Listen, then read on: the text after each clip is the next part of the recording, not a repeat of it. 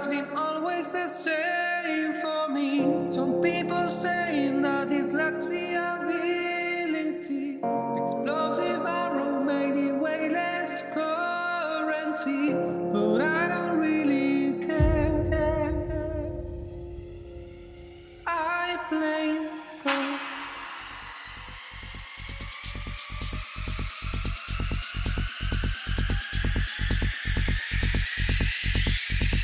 Custom create, baby.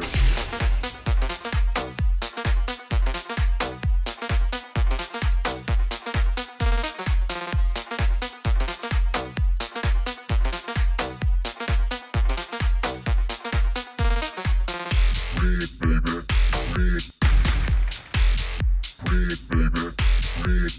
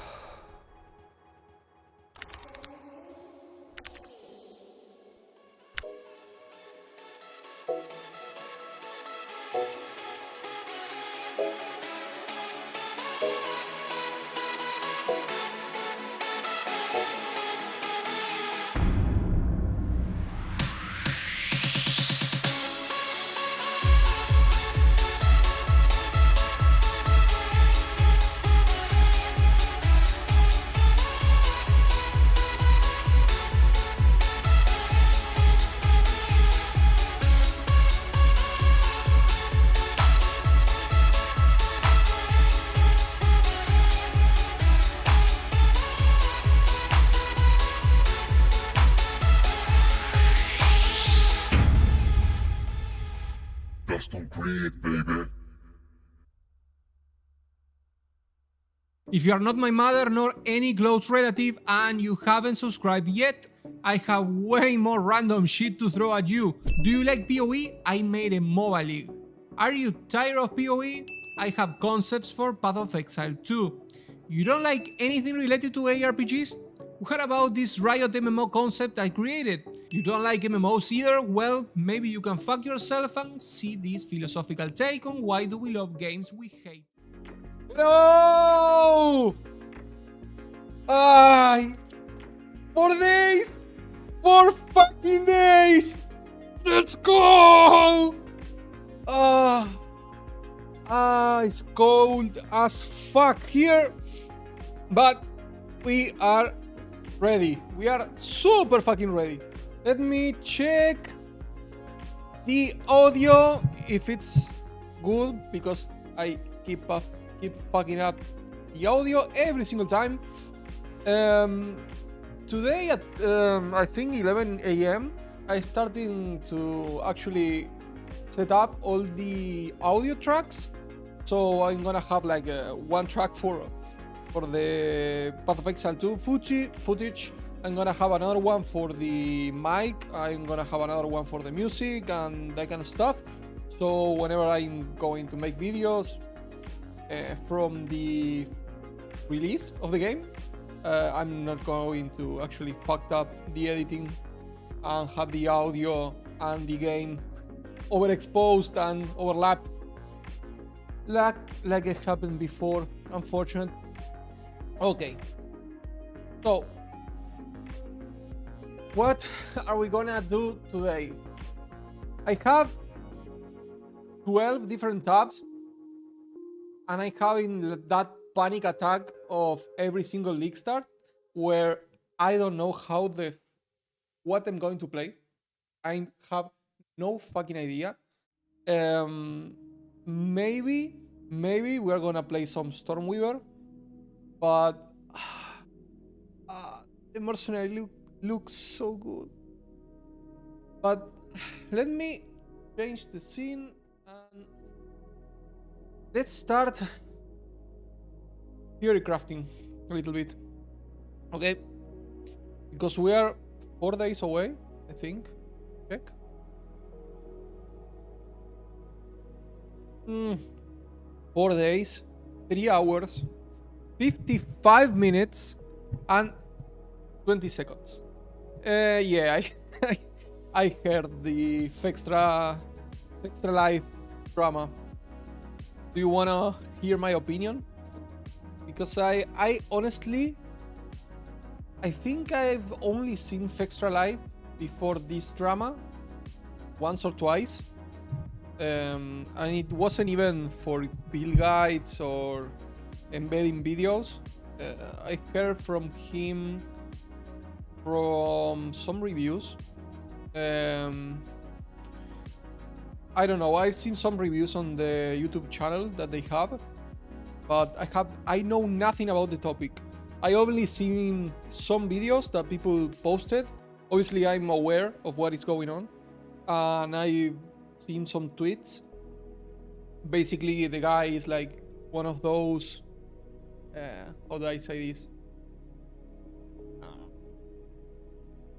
He's not like a fake gamer, but he's very profit oriented, and the guides are really not really well done. Like they are a bunch of crap. That's what I heard.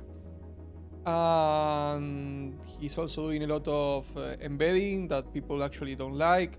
I don't think that I don't like it either. Also, he break NDA because he shouldn't have posted like guides or even the video before the early access. So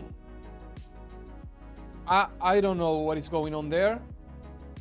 If I were GGG, I will just blacklist him just solely because he broke NDA. So if I invite you to come to play our game and you have the opportunity to actually like play something that thousands, if not millions of people are wanting to play, and you break that trust by just doing whatever the fuck you want just to earn some money, I have pretty to no respect for you.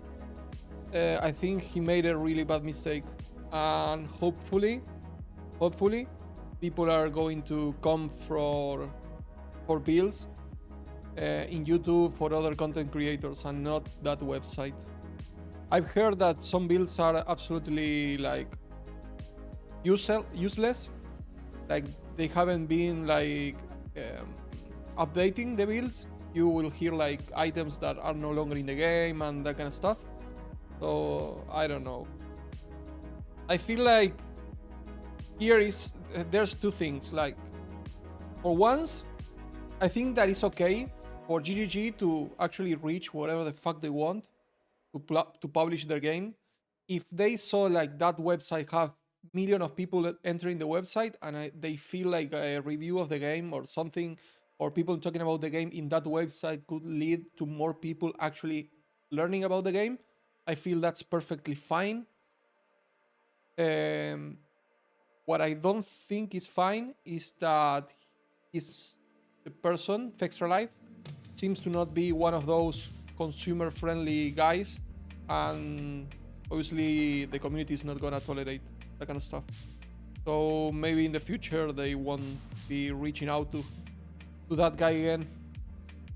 There's so many content creators of Path of Exile that deserve any chance they can to actually show who they are, that I don't think that is a good idea to reach this obscure, really scammy kind of people online. But we'll see. So there's like a fucking million videos of Extra Life. I won't be talking about that anymore. I don't care. So I was going to play Mercenary. I was talking about Mercenary for months. I don't know when did they share the Mercenary gameplay. Let me check. Path of Exile 2 Mercenary trailer. This was a year ago. Holy shit. This was a year ago. Okay. When I saw that video of the mercenary class, I was like, okay, we have sniper rifles, grenades, shotguns in Path of Exile. Of course, I'm gonna fucking play a mercenary. It's obvious. But then I saw the video from the Sorceress gameplay, the one with that sneak peek, which was this one.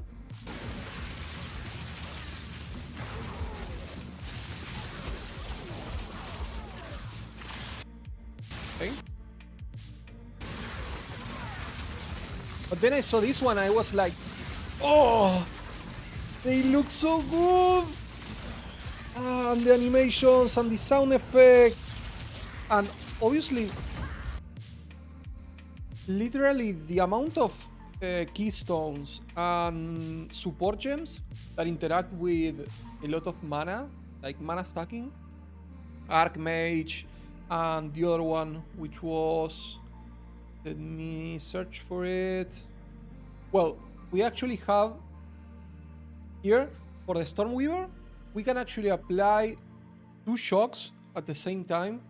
I don't care about the duration because the lightning orbs are like reapplying a million times the shocks, so I don't care about duration. But the fact that we can dual shock is a lot of extra damage. Poison Monk. Wow. I think you are the first guy that I heard about poison, basically. Because I understand poison could be pretty strong. Because now you can have 3 appliances of poison, I think. We have... I can't remember if we have 2 on the tree and 1 on the Pathfinder. Because if I search poison, you have building toxins, which give you can poison enemies an additional time, and you also have the other one that is not showing up here, but it basically give you like you can poison an enemy an additional time, but you gain like 50% less poison effect. What is that? Oh, here, stacking toxins. I'm fucking blind. So you will have 3 stacks of poison on an enemy. But I've seen some videos of people playing the archer with poison, and the damage was like memeable. It looks like one of those videos from Diablo 4 for the druid. It was a druid? Well, you know what I mean. The 14 damage meme. Because you will actually see the boss life bar on top, and when the guys were like hitting the monster, it was taking like 2, and then the poison was like super slow. So I'm not sure how good it's gonna be poison, because poison now interacts in a completely different way from Path of Exile 1, right? Like poison can only be 25% of the biggest hit on the monster. Similar to Ignite, right?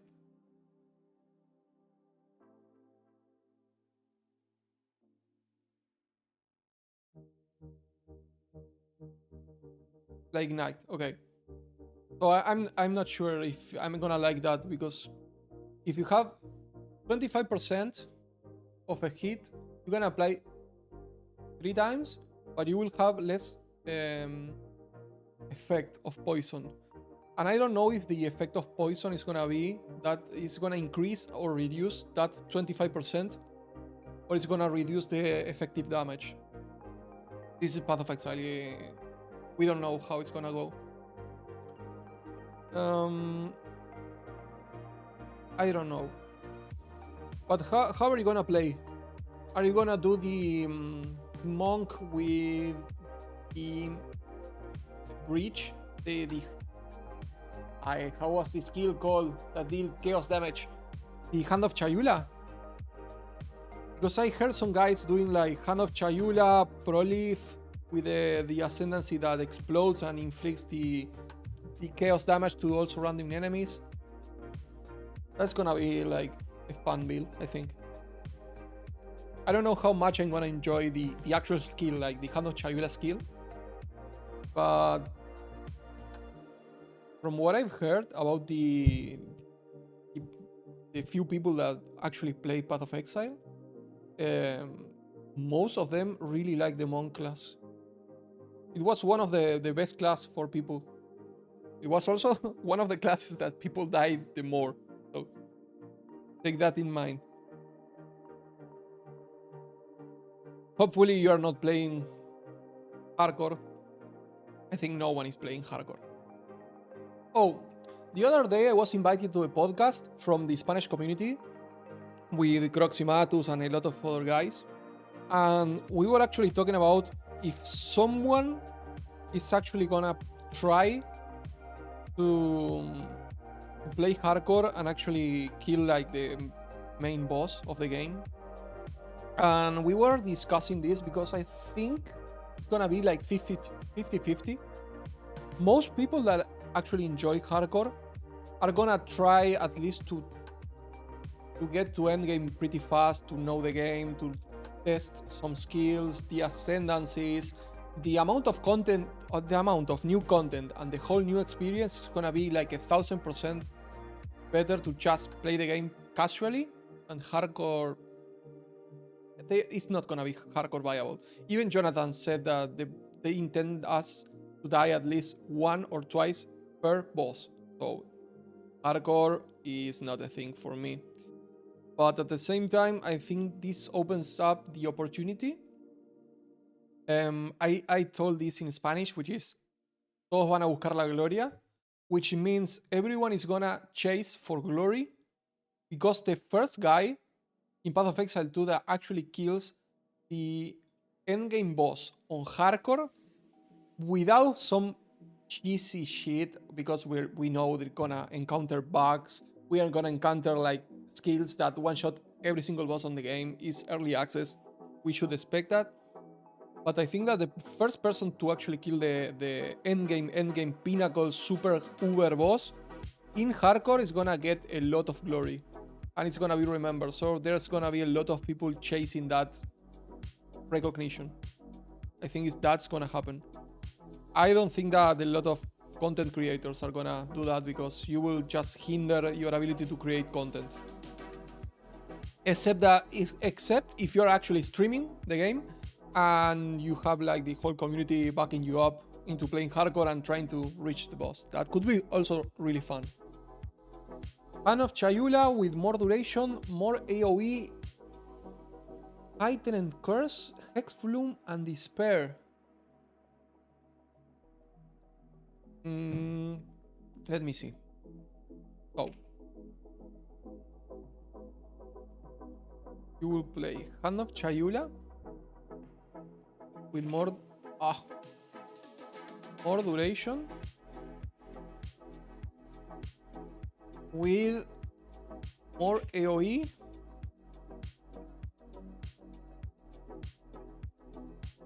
with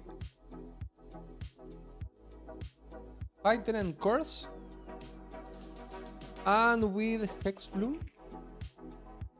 Hex Flume. And with Despair. Well, Despair is gonna be on this in the separate one, right? Despair. More AoE is a bit of a meme, since I got no clue what to actually put with. On Hand of Chayula. All right. Because it applies socketed curses. You're right. You're right.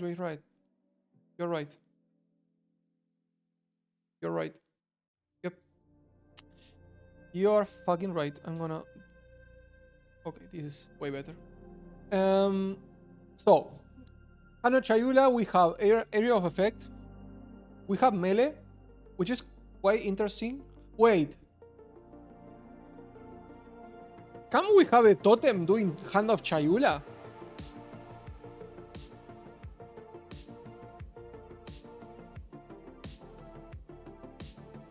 Totem? Ancestral... Ancestral Warrior Totem only for mace skills.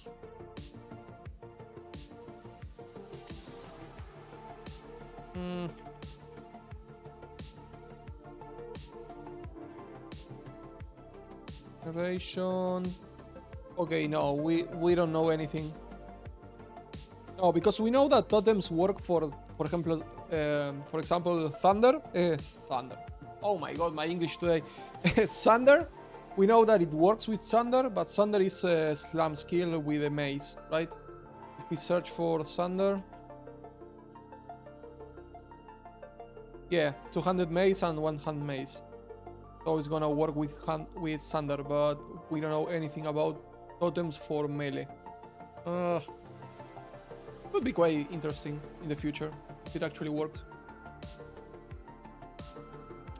So... You dash to an enemy, and it doesn't have the movement tag. I don't know if we have movement tags in Path of Exile 2, now that I think about it. Which was the other monk skill that stole the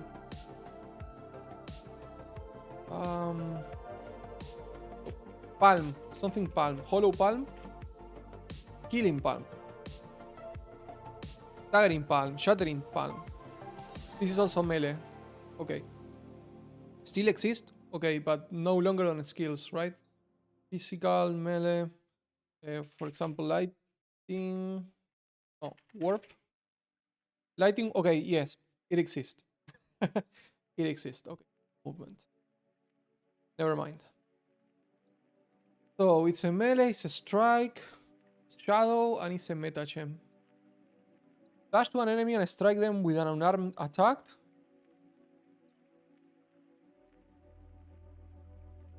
Hello, hello, hello, welcome.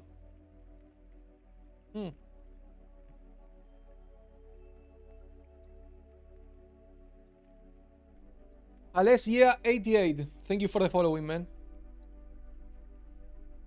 Actually, yesterday I set up the alerts, so it's a little bit scuffed, but it's gonna work. Don't worry. So thank you for following, man. Take a seat. We are actually taking a look at some builds.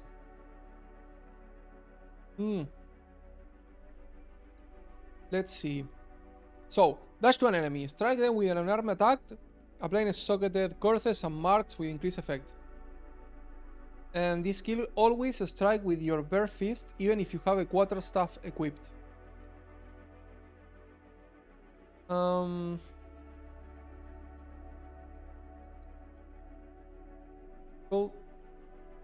it doesn't scale out of your main weapon because it has attack damage 122%, but it doesn't say anything about scaling with weapons. If it's an unarmed attack, it shouldn't.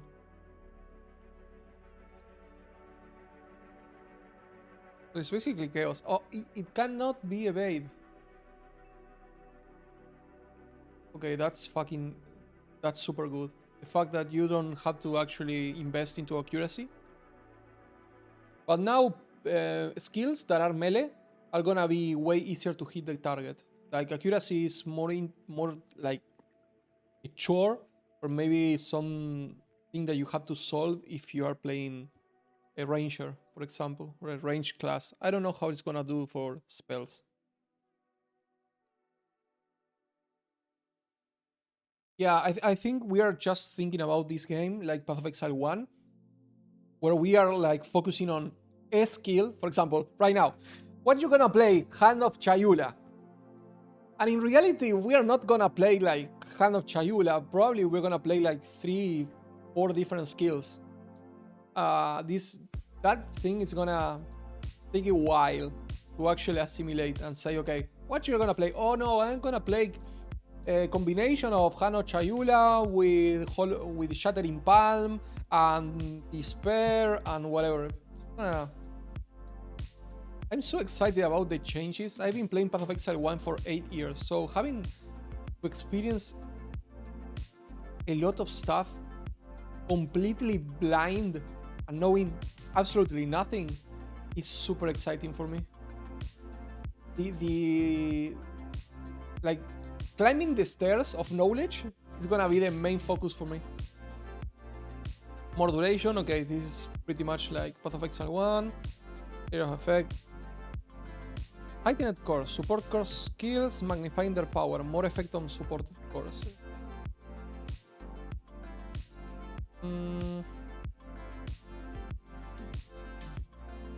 So it doesn't say anything about how. It says that it applied the courses and marks with increased effect, but it doesn't say anything about how much of an increase. It's gonna be like 25%, 50% increase, 5%. That's like pretty important information. Oh, 24%. Falling Thunder with Fist of War, Perpetual Charge, Void Chance, Bursting Plague, and Deadly Poison. 25%, okay, 25% is a noticeable amount. Are you gonna play with the passive that it always count as if you have at least one charge? I don't know if that's Perpetual Charge, but let me search for it. Perpetual. Where is it? Charge. Where is it? Where is it? Where is it?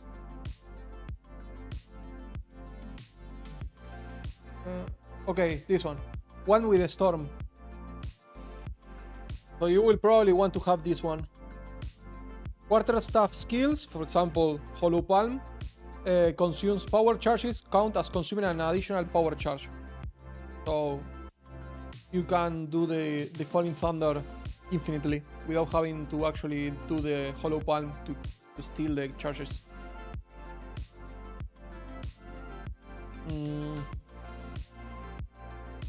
Okay. Where are we? Here. And Hex Bloom courses from supported skills spread to enemies within 3 meters. When a cursed enemy dies.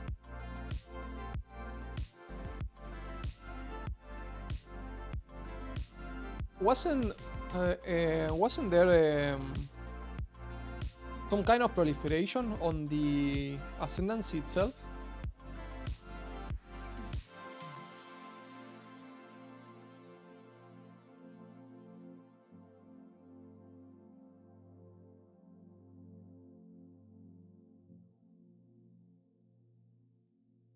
Removal spirit. No. No. It says nothing about proliferation. But we have 1, 2, 3 different points that we haven't seen yet. So it could happen. Have a little bit of faith. The other monk? No. I have no idea who's gonna play with Faith is a Choice. Like who's gonna want? Oh my god, my English. God damn it. Who's gonna?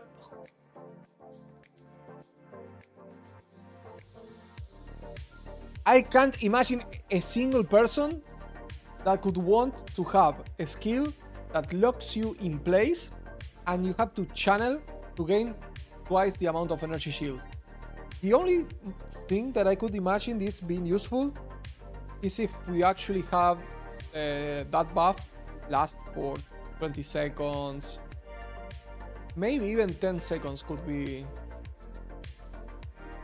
Yeah, if you're fighting a boss, you can actually charge the meditation between some slams, and if it lasts for 10 seconds, it's gonna double your effective life if you take some damage within those 10 seconds. So that could be useful. But if the buff lasts for 3 seconds, 4 seconds, I think it's... Well, it can actually be socketed, so you can put more duration. I don't know what else you can put on meditate to make it like better. Increase effect. that kind of stuff, maybe. I hope they know. We don't know. After getting darkness is plus 200 darkness. Can use a spirit gem, but it doubles the cost.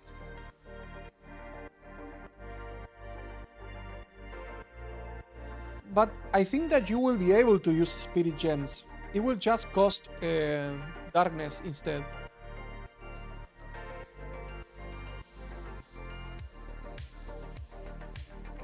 I think it's gonna do it like a conversion, but it doesn't says it doesn't say converts spirit into darkness. It says remove spirit. We will have to actually see it in game later. I think if you cannot convert to spirit and you can basically use, you can't use auras. If that's the case, you won't be able to use any auras, or minions, or meta gems like custom something. They all reserve spirit. I think it's gonna just change spirit for darkness, pretty much. I'm 100% sure that's gonna be the case. I don't see a world where every acolyte won't be able to actually use auras. It will seem like a waste. So, and despair. Okay. Now let's take a look at some of the skills. Yeah. Herald of the Plague. Herald of the Plague.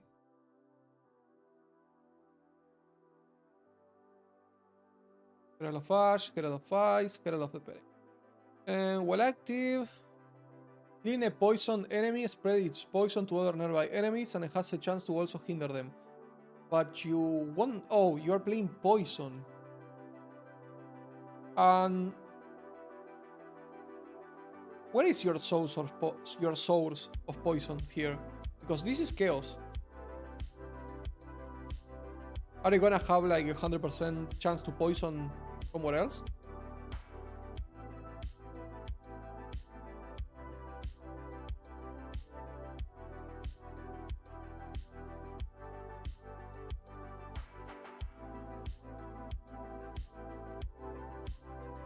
Oh, there's also a support that gives you an additional poison. So now you have 4 stack of poison. Okay, poison chance. The support only gives you 60% chance to poison on hit. So that is pretty much like sufficient, I think. Let me check here poison. If we have like 40% somewhere. Increase effect of poison. Poison, increase effect. Chance to poison. I don't see chance of poison in the...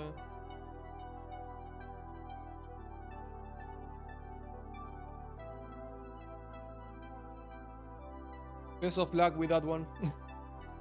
I don't know how you're gonna sustain the poison with Hand of Chayula. And you will have to check how much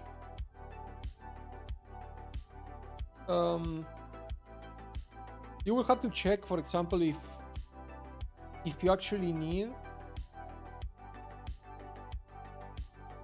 more duration, because I will change more duration and I will put Chas Enfeebled.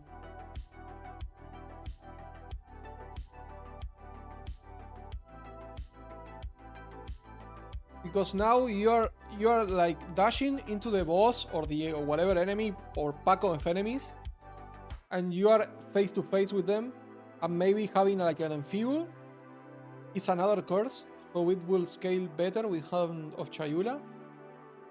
Because applied socketer curses, so if you have 2 curses, you're gonna apply another one.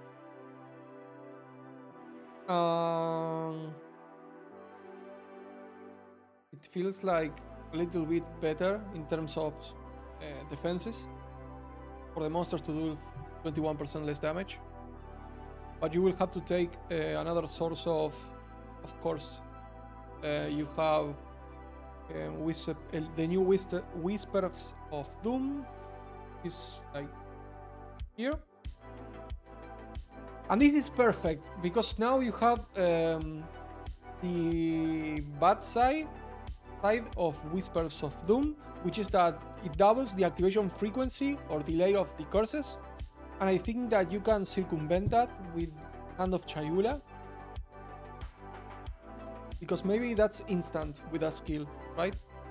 You won't have to like build up the curses.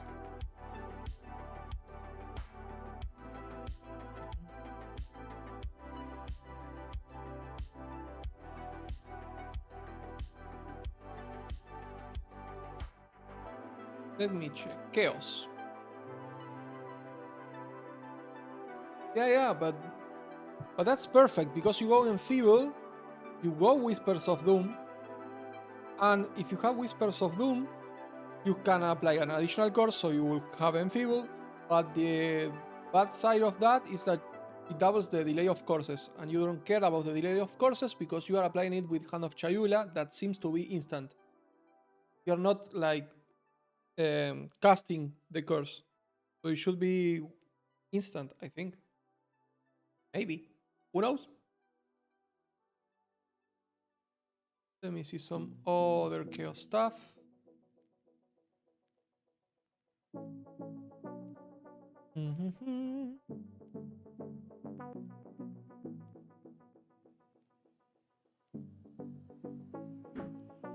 Okay, so contagion, duration chaos. Over time, if the enemy dies while affected with contagion, hit and all other chaos damage. Perdidos spread to other enemies. Oh. Maybe the other thing that you could do is instead of having Hex Bloom, you can actually have a meta gem with contagion to apply contagion like no, but now the cast on anything is gonna be. Do we have a custom poison? No. We have cast on ignite. Let me check. Cast on. Nope. I think it's an spirit gem. Heal, spirit. Cast on.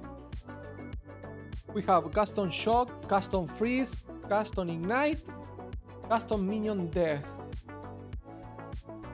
and cast on crit.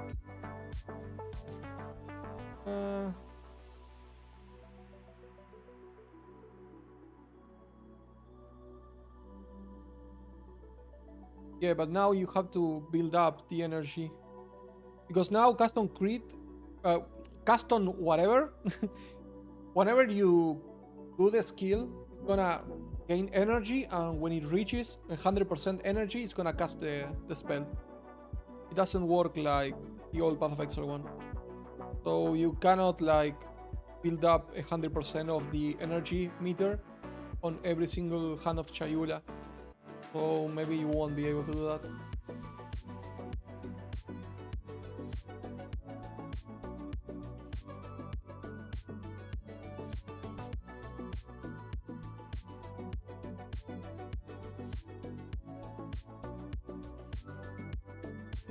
So, Dark Effigy raises a totem that bombards enemy afflicted by chaos damage over time debuff. This one you will have to take 100% because it's gonna be a damage multiplier for you. Whatever you're dashing and moving, you just place the effigy. Where you already have, Essence Drain, you don't care about that. Gas Grenade, no. Because you need a crossbow. Poison Burst, no, it's a bow gem. Hex Blast.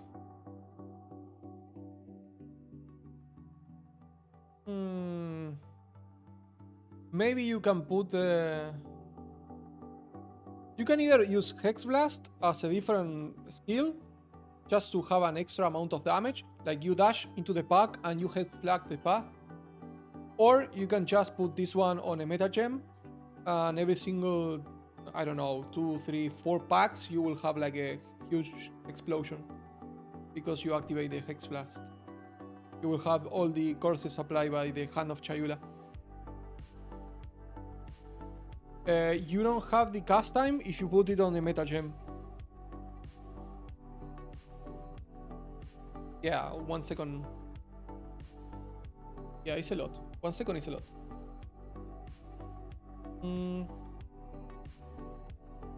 Profane Ritual. Profane Ritual. What is that? This is a chaos duration. Area of effect requires cast time. Blah blah blah. Marks a corpse with a profane rune, dealing chaos damage over time to nearby enemies.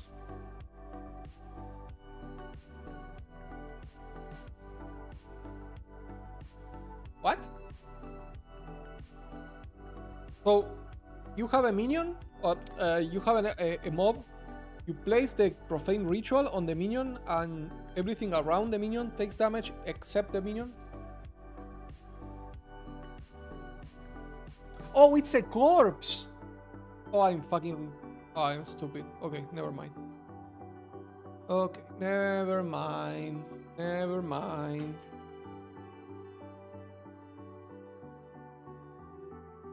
Let me see.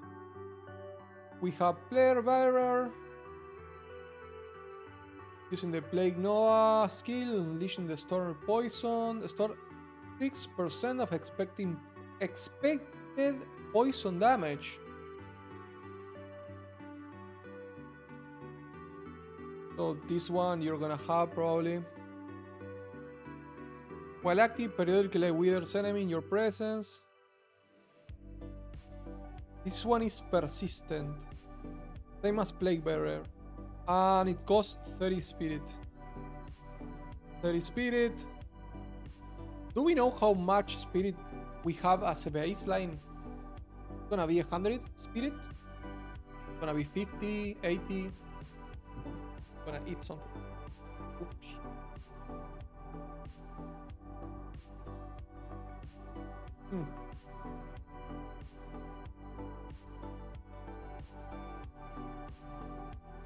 Zero.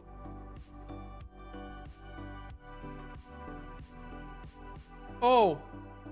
Okay. You get it on in one of the boss passives, right? One of the books that they drop. Maybe. But then we're gonna have like 30 spirits in Act 1. And in every single other act we're gonna increase that amount. The point is, every single class, whenever they finish the campaign, you're gonna have 100 spirit, 60, 30. Because if you have only 30 spirit, you can actually use Herald, and that's it.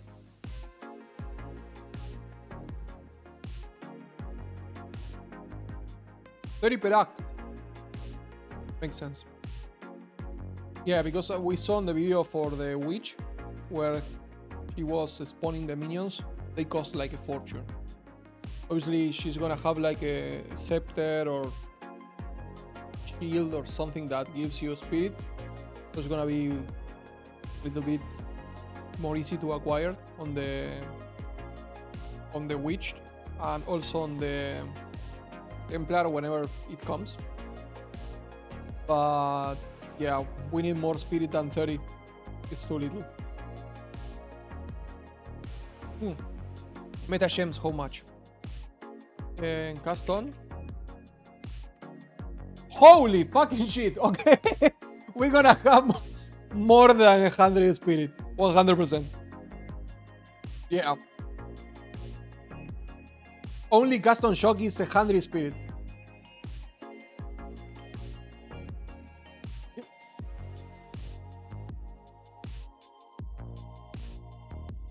So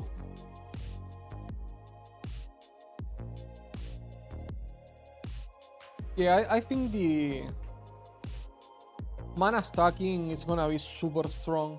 Super strong. Unfortunately, a lot of people are gonna play that. So it's not gonna be like, it's not gonna be that fun to It's not like theory crafting a super weird build and post it in on YouTube and like we're not gonna discover fire here. We are just gonna play with something that we already know, which is mana stacking. We're gonna play with a skill that we already know, which is ball lightning. So I think it will make the experience a little bit worse. That's the thing that is pulling me from playing the Thornweaver and actually playing the Mercenary. But for some reason, I don't know what to play. I don't know.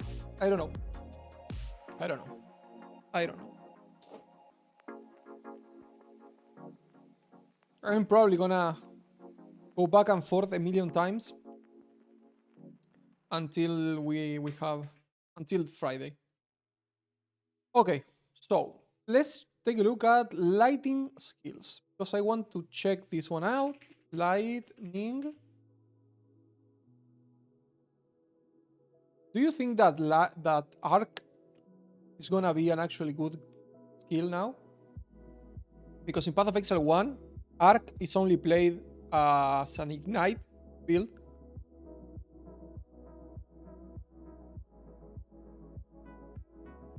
And I remember the old times playing arc traps. It was so fucking broken when they released the traps. You will see the campaign boss. I would just throw some traps, and as soon as the boss spawned, he was one-shotted.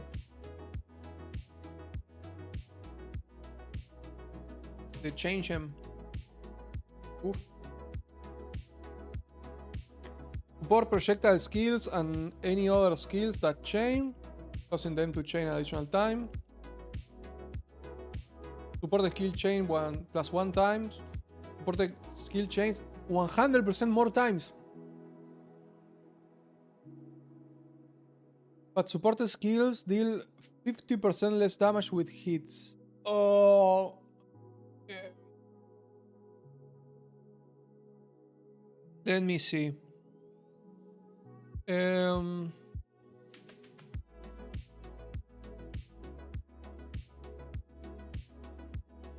Lightning damage, range. More damage for each remaining chain. Oh.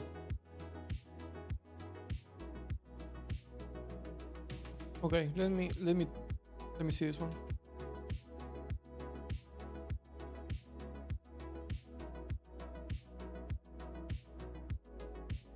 Oh. Let me see if I'm not an idiot.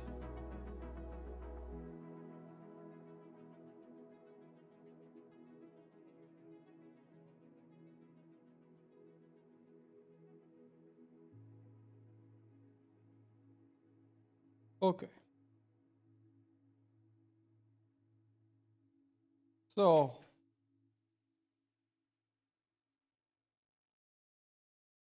imagine that we are playing Arc and we have 1,000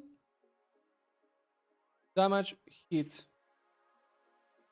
And this is gonna be to the first enemy. Oh my god. What is going on?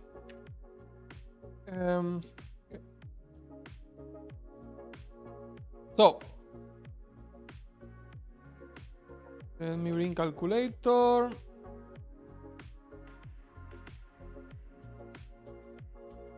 We have 1,000 damage, but we have 50% less damage with hits. So 1,000 damage is gonna be 500 damage because of this one of chain, but now we have +1 chain and twice that amount. So we have 2 chains from the gem +1 chain and that +2. So now we have 6 chains, right? No, wait. This one. Let me see it. This is gonna be 1,000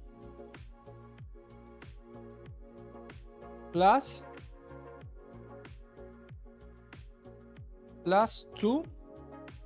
No, plus 1. Because we have 2 chains. My god. Path of Exile, I love you. This is the most Path of Exile ever. Okay, so we have a monster here, right? Oh my.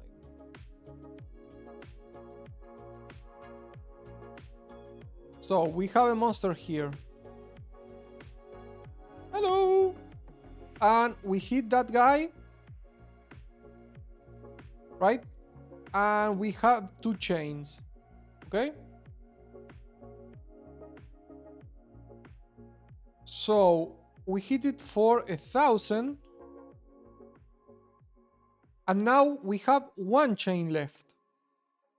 So it's gonna be 1,000 plus 1, which is just 1,000, right? But obviously this is gonna be 500 because of the chain support, right? 50% less damage with hits. But now we have 6 chains, meaning that instead of having 1,000 here, we're gonna have 6,000. No, we're gonna have 5,000, and that's gonna be in half. So we're gonna have 2,500. So that will be essentially 5 times the damage. More.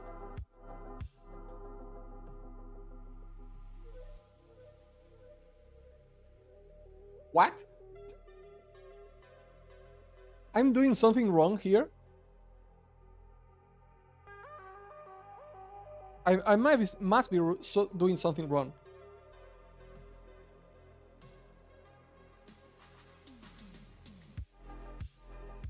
Let me do this again. Okay. So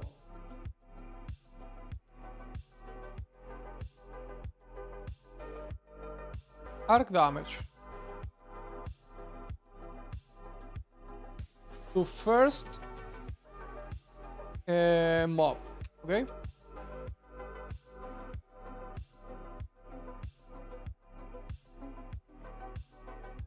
Without chain support,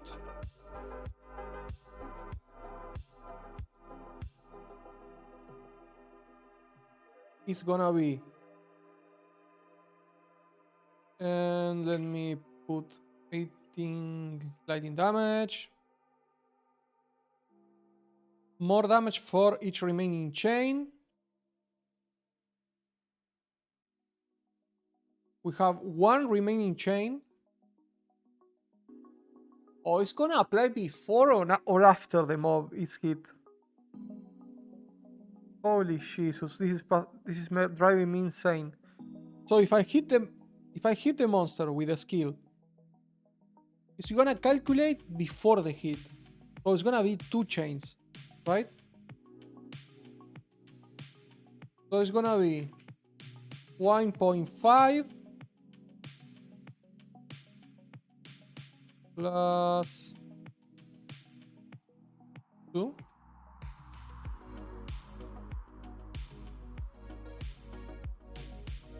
Gonna be like that. So it's gonna be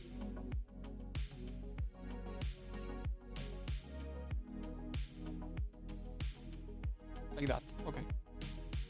So it's gonna be 81 plus 3 is gonna be 243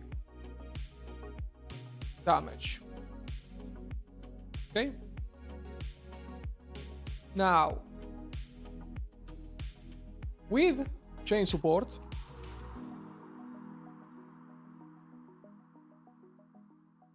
This is gonna be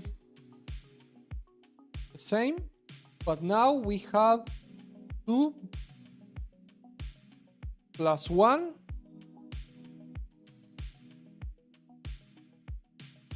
plus 1 plus 2.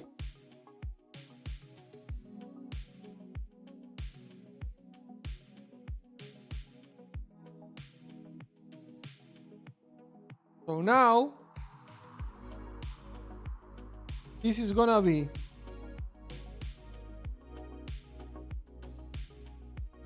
6 plus 1.5 plus 81.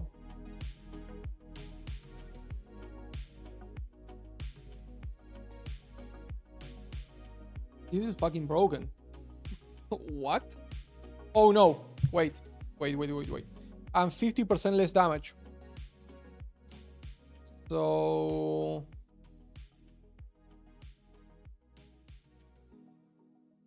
you will have to every single thing.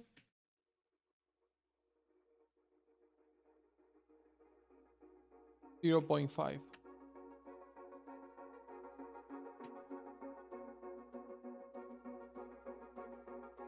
$364.5 damage, which means 243 out of 364 plus 100. This will be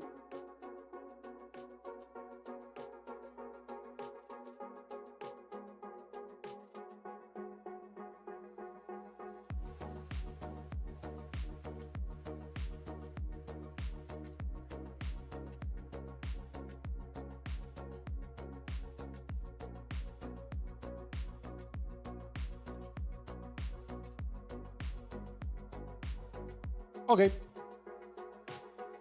33.24% more damage with chain support. Only for the first mob.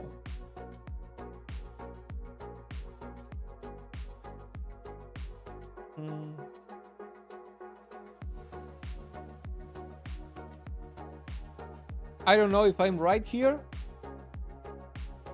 That's a lot of damage. Like, this is Path of Exile 1. Path of Exile 1 amount of more damage per support gem, which is a lot more. This is actually pretty fun because you will have... We mostly use chain for clear. But this gem is also giving you more damage for bosses.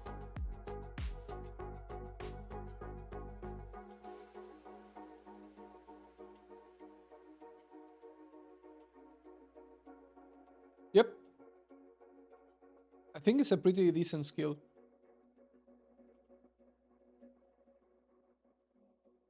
Okay. Let me save this one. Arc. And it's gone. Let me...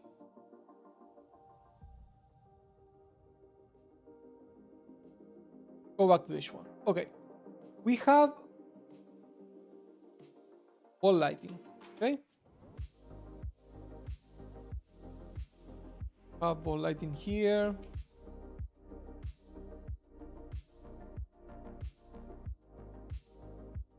So, ball lightning has a cast time of 1 second. Oh my god. That's a lot of cast time. 1 second, really?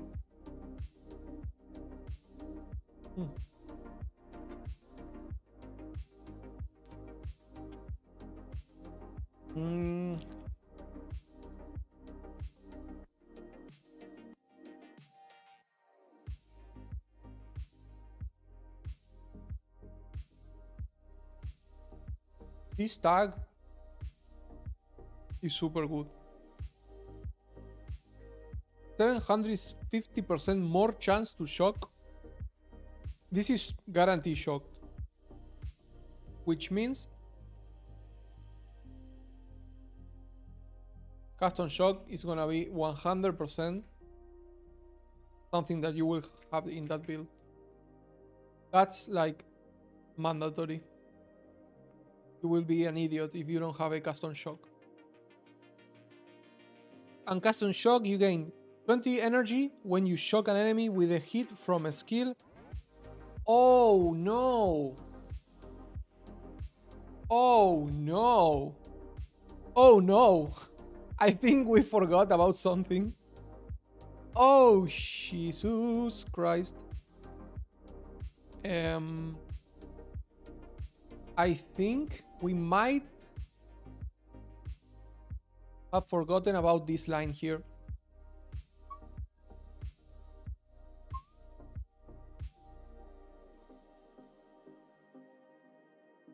It's once per skill use.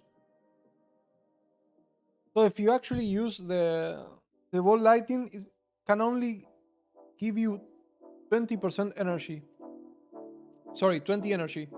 I think the total amount of energy is 100, so it's the same. But oh no! Oh no!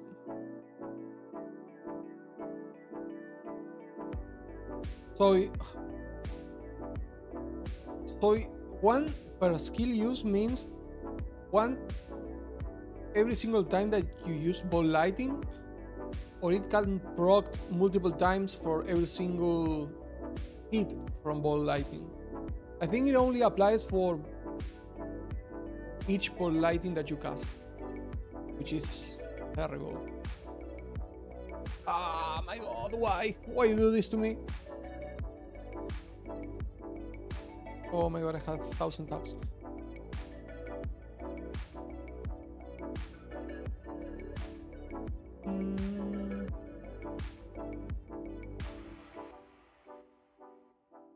We are gonna have Archmage.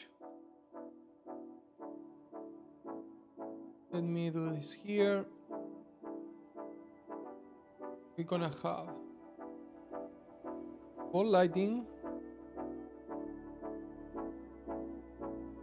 with Archmage.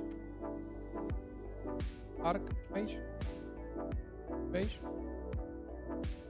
Where is Archmage?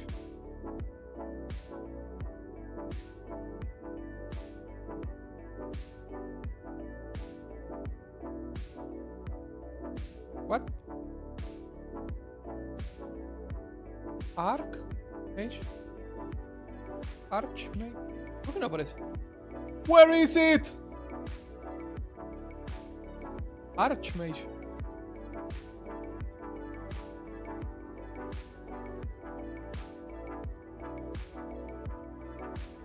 Oh, it's a buff now. It's not longer a support. Oh, it's a buff that reserves 100 spirit. Oh. So while active, causes your spells to cost additional mana and deal extra lightning damage both based on your maximum mana for each 100%. Well, this is bad because it's 100% spirit that we need, but it frees up one slot on our main damage skill and it can actually be supported now. So this could actually be even better. Spells gain 5% of lightning damage for each 100% mana you have. You have spell cost an additional 5% of your maximum mana. Okay, but what kind of support gem we can give to Archmage? Support gem? What? Lightning?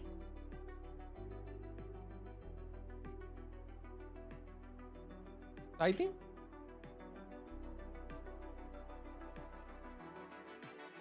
What's going on? Lightning.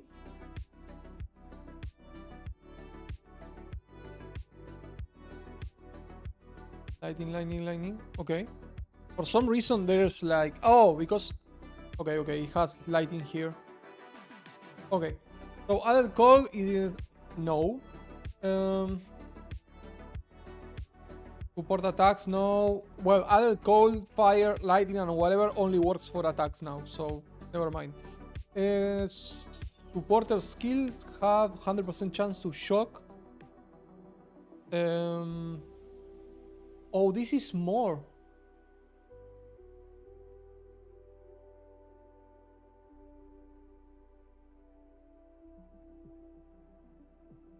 Okay, it's more. So this is useless.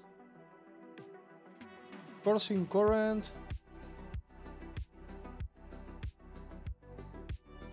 Coursing current. Shocking hits from support skill have 50% to also shocks enemy on a 2.5 meter radius.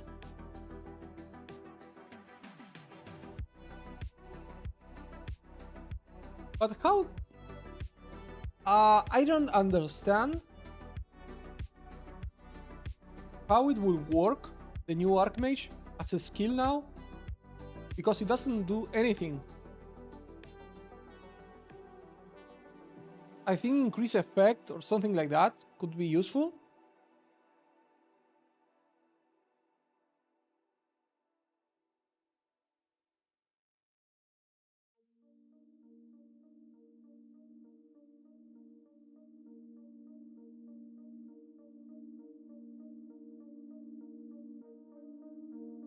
Chance to shock. A ver. Coursing currents gonna give you a 50% chance to shock, to also shock enemies in a 2.5 meter radius. I think this is useless because we have a lot of shock chance, and the orb is gonna move between packs and it's gonna shock everything. I don't think that we actually need coursing current.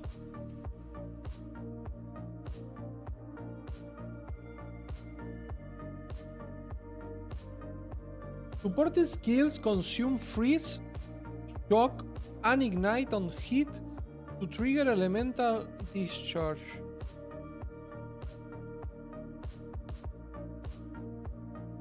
Wait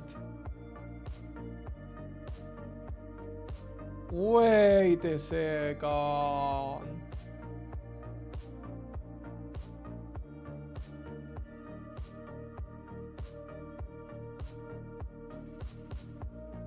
Let me cook. Let me cook a little bit.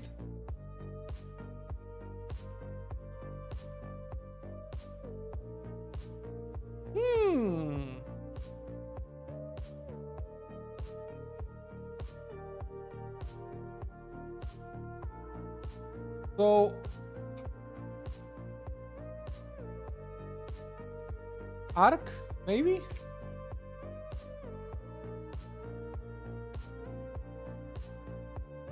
So this way, wherever you shock an enemy to 100%, you're gonna throw an arc that is gonna clean all the shock on the enemies and pull up elemental discharge? Huh.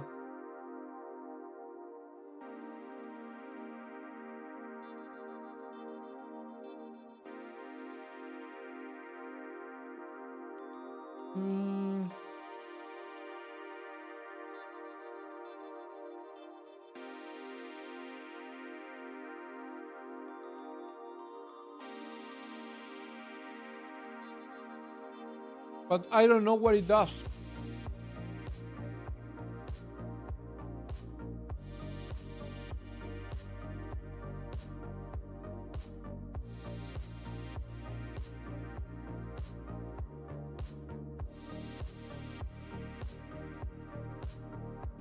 I don't know what it does.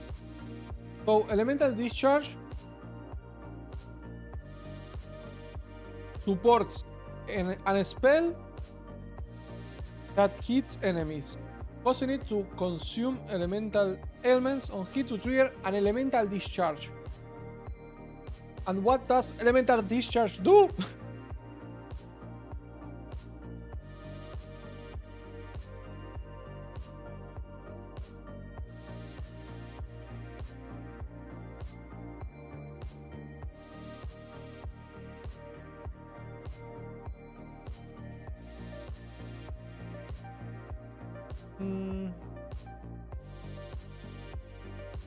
What? Oh, this is another game.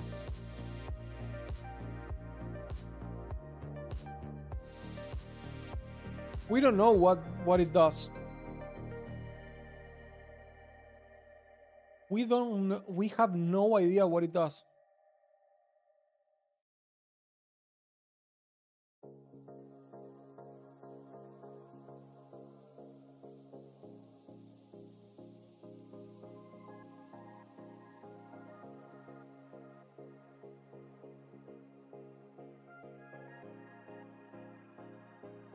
Elemental Invocation. While active, this invocation gains energy when you freeze, shock, or ignite an enemy. Using the invocation, once sufficient energy is gathered,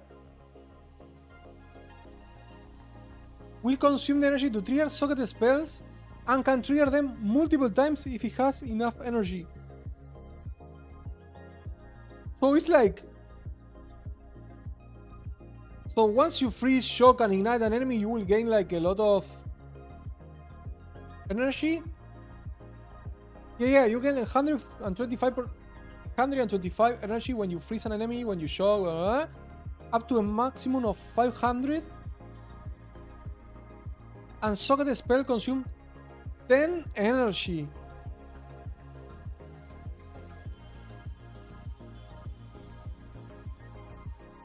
Per 0.11 seconds of base cast time when triggered. Nani kore? 0.11 seconds of base cast time. So it will consume 80 energy, for example, on arc.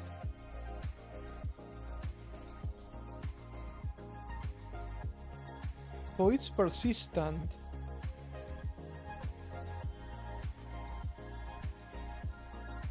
This could be incredibly good. So if I have Elemental Invocation active, I mean persistent, like the buff active, and I keep shocking, I'm getting like... Oh, it's 25 energy per shock. It's 125 on freeze.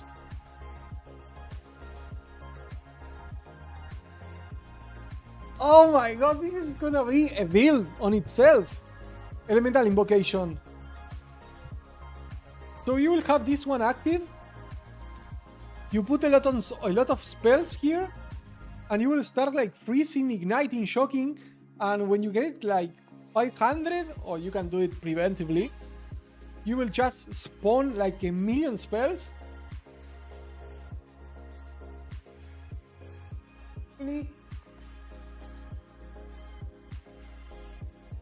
Oh, this seems so good.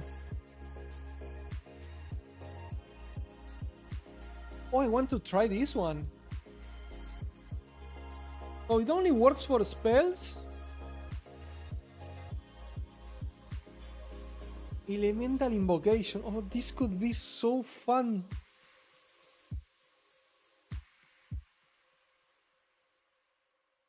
Maximum of 500.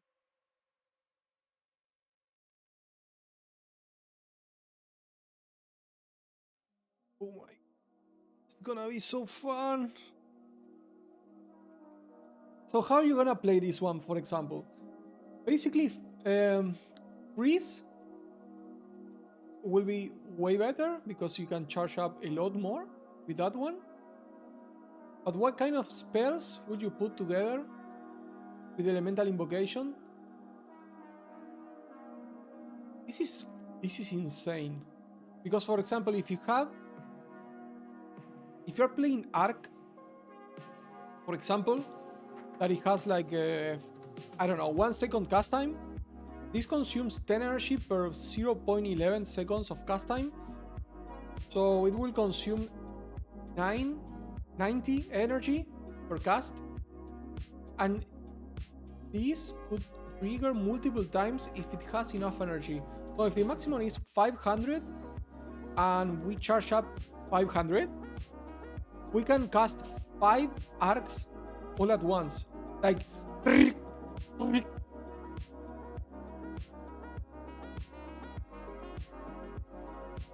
oh, it's gonna be so fun! I want to try every single build. How much time?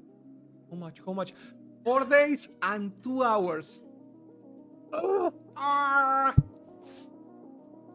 Oh my god. Oh my god.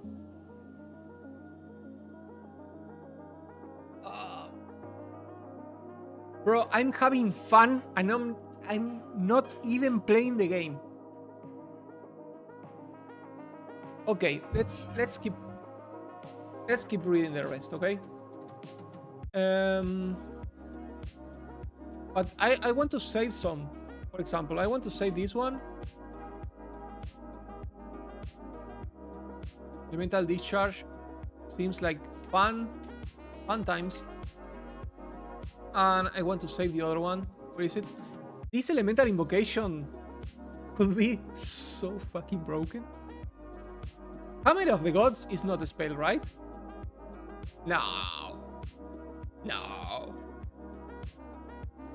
No, it's a slam. Okay, it's a slam. Never mind. Let's keep looking. Okay. Conduction, more chance to shock, we don't care. Coursing Currents is like... it's good to spread shock. I don't think that we need that one. Elemental Discharge could be good if we... once we know what Elemental Discharge does, would be good. Oh, it could be... that could be really good because we discharge the shocks and we are reapply them again. And when then we discharge the shocks, does it have any cooldown? Nope. Doesn't have a cooldown.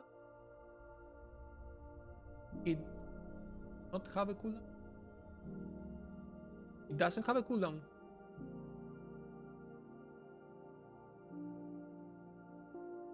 Okay, Innervate. Attacks gained. Okay, I don't care about this one. It's not an attack. Casting Shock. Support any skill that hits enemy or inflicts shock, causing its shocks to be inflicted less often but last longer. But last longer. Okay. Dyslexic motherfucker. Okay. Support skill have increased shock duration on enemies, less chance to shock. I don't care about shock duration for now. Maybe. Lightning exposure, super skill, inflict lightning exposure for 8 seconds on shocking an enemy. Supported skill, does 55% less damage. Lightning exposure is like Path of Exile 1, right? Exposure, PoE. Exposure. Lower lightning resistance, okay? So it's gonna have exposure with an unspecified value defaults to minus 10% of the affected resistance. This is for Path of Exile 1. We don't know how much it's gonna be for Path of Exile 2. But we know now that in Path of Exile 2, we cannot go below 0% on resistances. So this will be useful depending on the monster, obviously. Has a limit of 0, yes.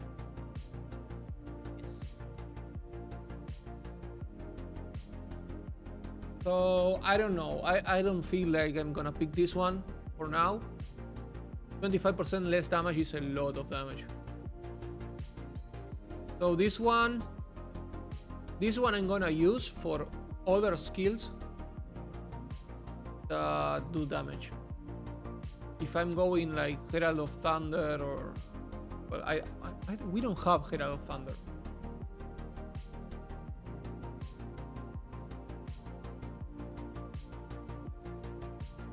Yeah, we have. While active, killing shocking enemies with attack damage? Oh no! Why? With attack damage?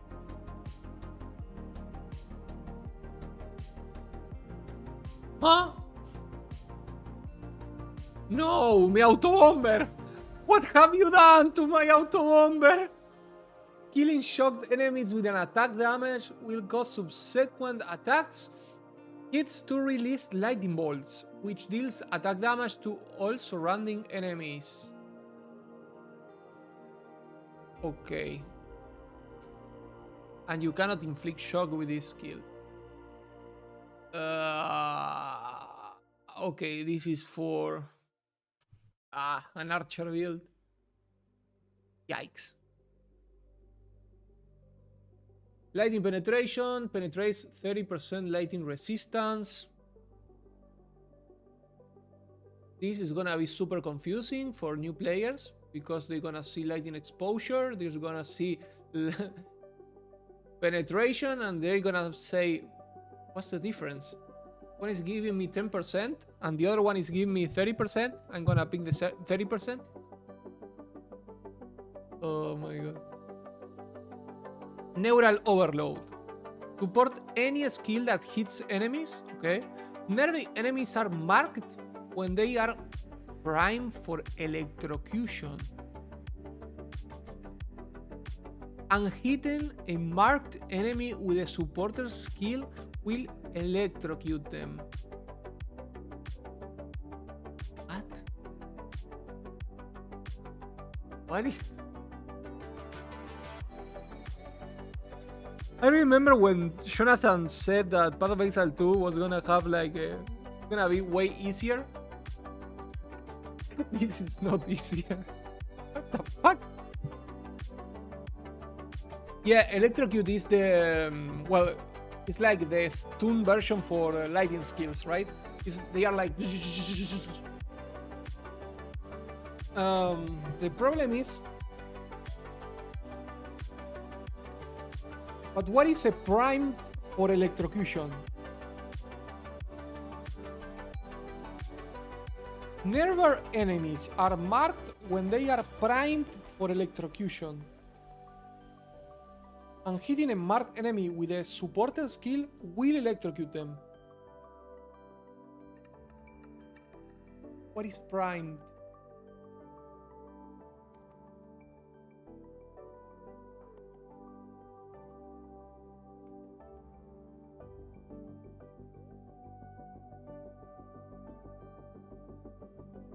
It's not...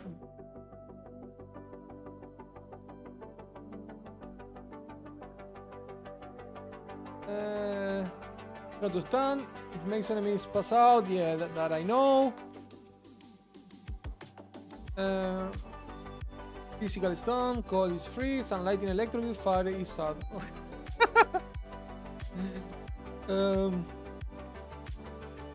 I have no fucking idea what it's going to do.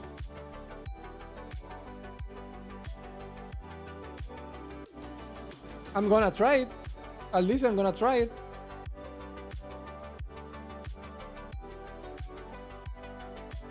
Okay, overcharge. Support any skill that hits enemy, making its shocks more effective but lasts for a shorter duration. Yes! Overcharge. Increase effect of shock. Support the skill have less shock duration on enemies. Chance to shock. There's a million shock chance. Here. 50%. Overcharge seems like a really good skill.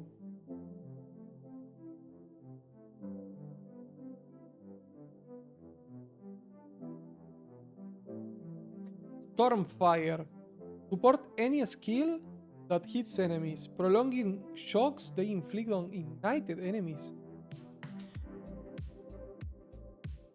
Oh, shocks from supported skills do not expire on ignited enemies. Hmm.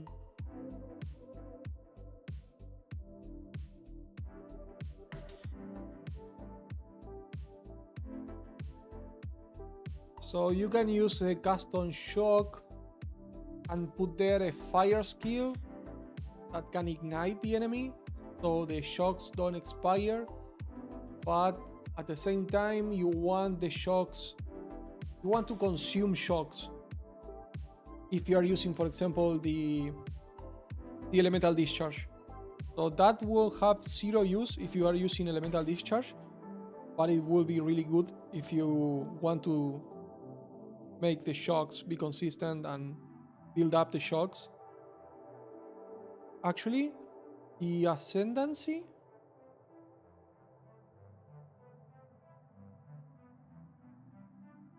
because this ascendancy has targets can be affected by 2 of your shocks at the same time, but it gives you 50% less shock duration. So if you have that one, you don't give a fuck anymore about shock duration.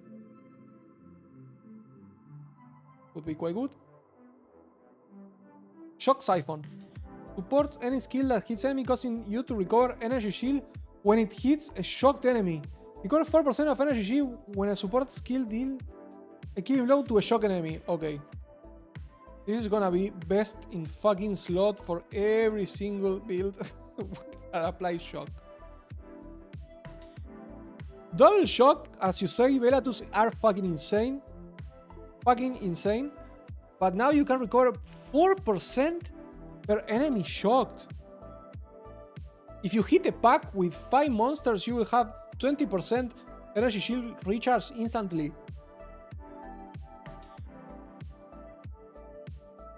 That's insane.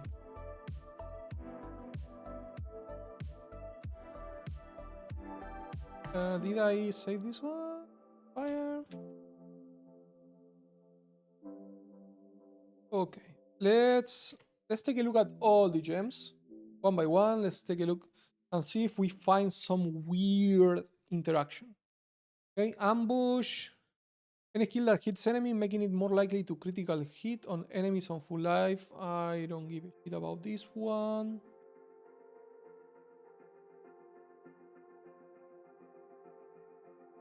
Arcane Surge. Gain Arcane Surge after spending a total of 100% of your maximum mana on supported skills. I will never be able to cast Arcane Surge because if I'm mana stacking, spending a total of 100% of my mana is gonna be pretty hard, I think. Except if we get a unique like the shield from Path of Exile 1 that consumes all mana to gain lightning damage or lightning flat damage based on the amount of damage consumed. I can't remember the name of the shield, but it's a unique. Area of effect, area explosion. Area of effect is 40% more area of effect now. Supporter skills, trigger an explosion while they fully break an enemy's armor.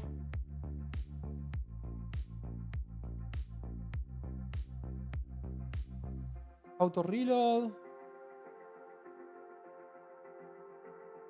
Behead, killing blow from supported skills, gain a rare monster. Okay, this is the Behead from Path of Exile 1.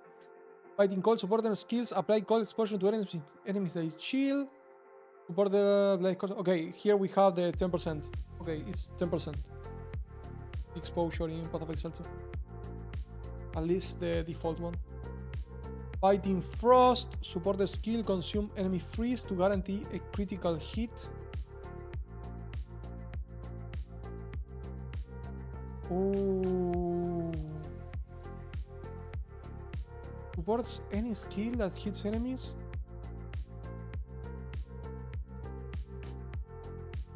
So you will guarantee a crit if the enemy is frozen and you will consume the freeze.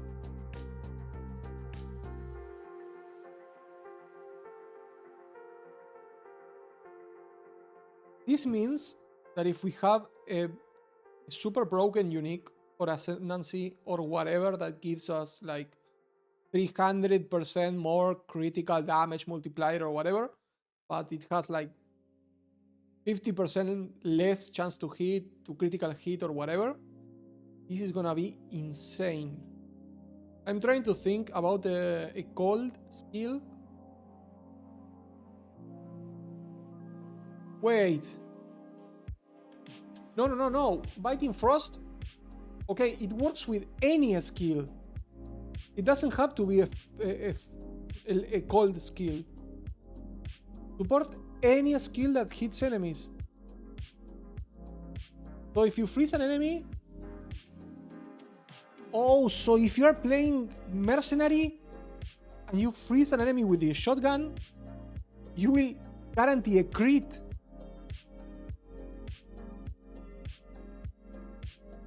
Oh.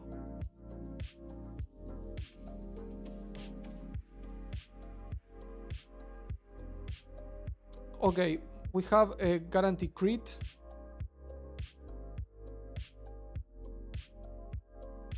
Do you know, Bellatus, how much is now the base multiplier for critical damage? It's 150, I think, but I'm not sure. Or it's gonna be 200.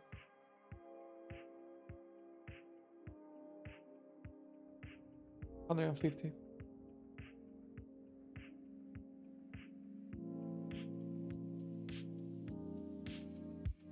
I haven't seen anyone talking about bleed. Not a single guy was actually making a build around bleed. I think the main source of bleed skills are gonna just come with once we get the duelist, which I think now is confirmed to be Gladiator as a baseline. Biting Frost with Hammer of the Gods.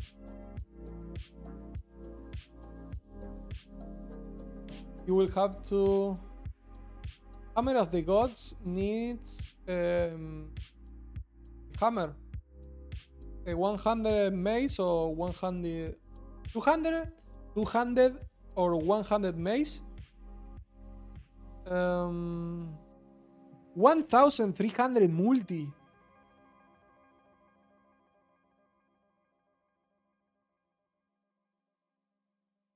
Oh, I get it. Okay. 24-second cooldown.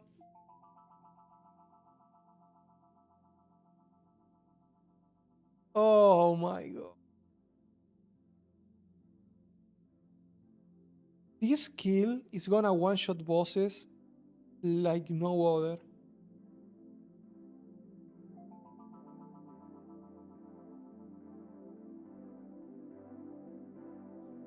Okay. Blind, chance to blind. Blind gives you 100% chance to blind, but bleed gives you 60%. Shouldn't be all 100%, maybe? Bloodlust. Supports melee attack, causing them to deal more damage against bleeding enemies. But they cannot cause bleeding. Break endurance. Chance to gain endurance chance when for the skill fully break enemy's armor. Break posture. Support skill apply daze when fully breaking armor. What does daze means? Path of Exile 2. Are they gonna like I think they cannot move. They cannot move or cast spells, something like that.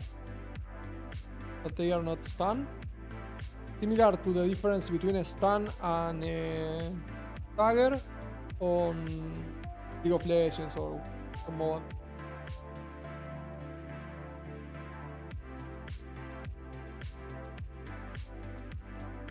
Brutality is the same. First in play, we just saw this one. Cannibalism. Persist buffs. Support persist buff skills causing you to recover life on kill while the skill is active. What? Support persistent buff skills, causing you to recover life on kill while the skill is active. So this one is gonna work for any single persistent skill. 4% recovery.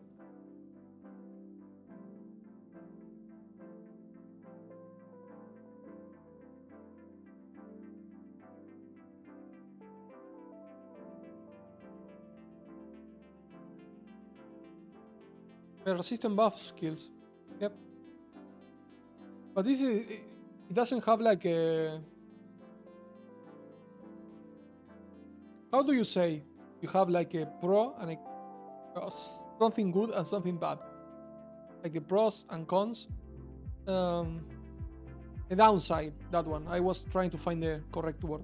This is all upside and not a single downside, because I don't know if we have now the multipliers on the on a spirit. For example, if I search cannibalism,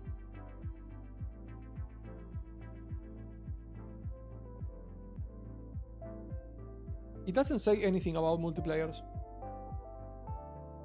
It should have like a downside, I think.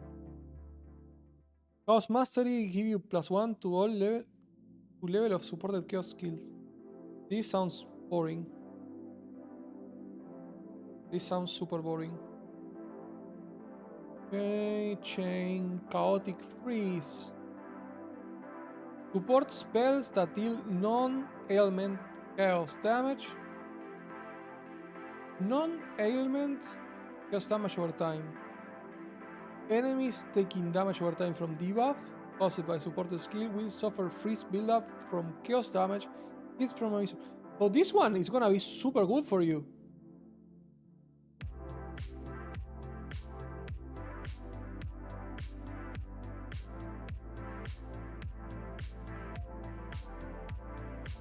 So with this one, with your build of Hand of Chayula, you will have a source of freeze.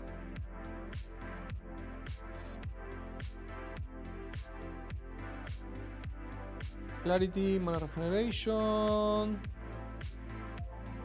Hello, Dami. How are you?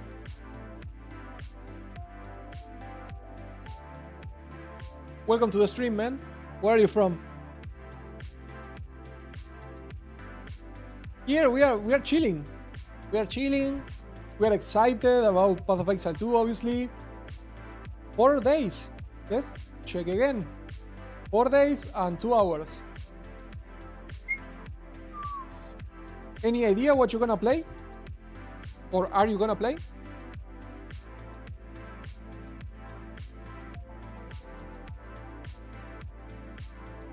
Close combat. Supports attacks, causing them to deal more damage to enemies based on how close they are to you. God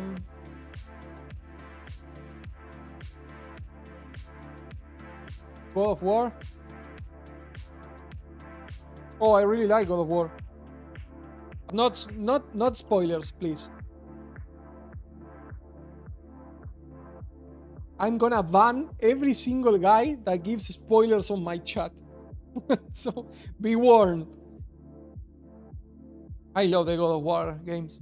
I'm actually trying to finish the second one, the obviously the Ragnarok one, before Path of Exile 2 releases.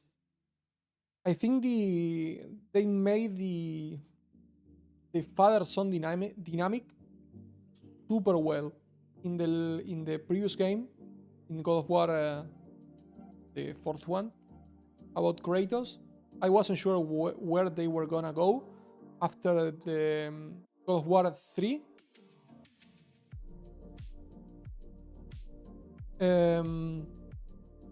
And they went for the father arc, and I thought that they did an amazing job portraying the harshness of the character and how he was softened every single like chapter, but he never lost the like the manliness, I would say. Am I new at streaming? Yes. Yes, I'm new at streaming. I basically have a YouTube channel, which I'm also new at YouTube, but I've been doing YouTube for a year. But I think this one today is my first stream because I stream some interviews for some people, but I've never streamed myself talking or doing anything else. But we are 4 days away from Path of Exile 2, so I'm gonna start streaming a little bit. On my YouTube channel, we have 571, I think. It's a very small YouTube channel. The good thing about having a small YouTube channel or a streaming channel is that you can actually know the people that watch you. Like you, for example. I can talk to you one by one, and if you go, for example, to Cisaran, you are just a dot on a fucking galaxy. You won't be able to have a conversation with the people watching you. So it benefits and disgraces. I think a lot of content creators actually, once they become like super big, they usually have a little bit of nostalgia from the times where they were able to talk to people on their chat. I think some of them actually start doing like only chat for subscribers and that kind of stuff, so they can have like a conversation with the chat.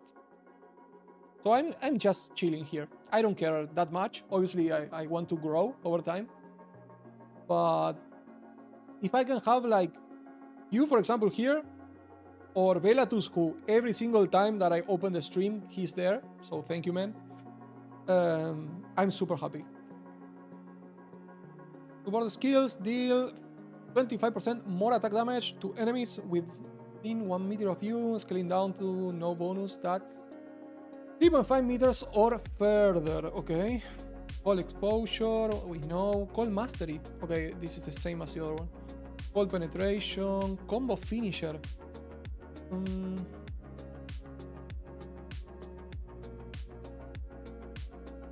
Yeah, I know. Well, on Twitch, you can have followers and subscribers. I don't have subscribers, not a single one. I just started today. So I have like a bunch of followers.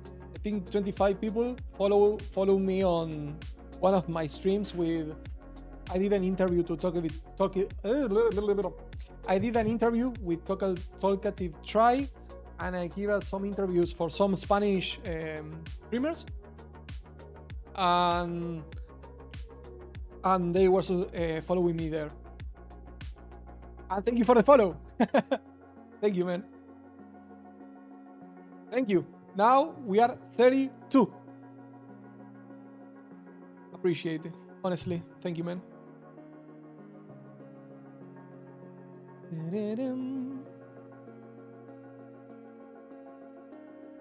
Combo finisher. Support melee attacks that you use yourself. Support skills cannot be used until enough combo has been built up. This is for monk.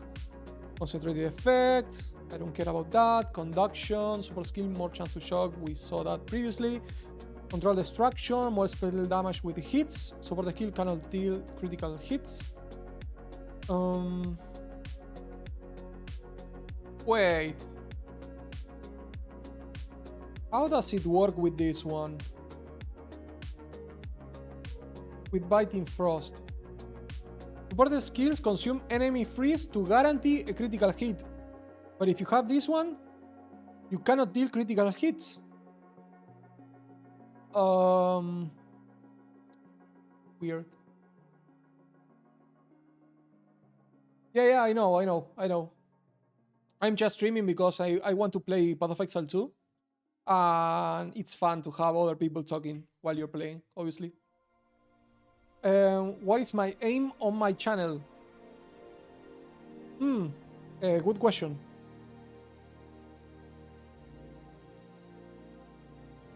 let me think.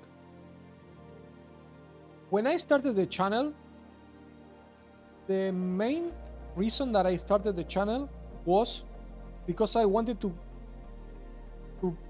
create a bridge between two communities. Just so you know, I'm from Argentina. I'm living in Spain now, and since I was like a kid, I always consume content in English all the time.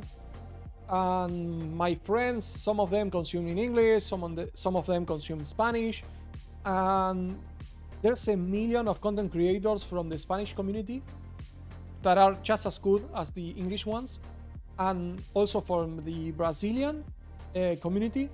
My wife is from Brazil, so I know a lot of them. And when I created the channel, because I like to talk about games or philosophically, because I like to talk about philosophy in games and mechanics and a lot of stuff about that. I'm also a designer. I was torn between my content in English or in Spanish. Obviously, in English was gonna be way more difficult because Spanish. I'm way more clear in Spanish. I have 1,000 words for every single one of them that I have in English. So it's gonna be way more interesting for the people watching.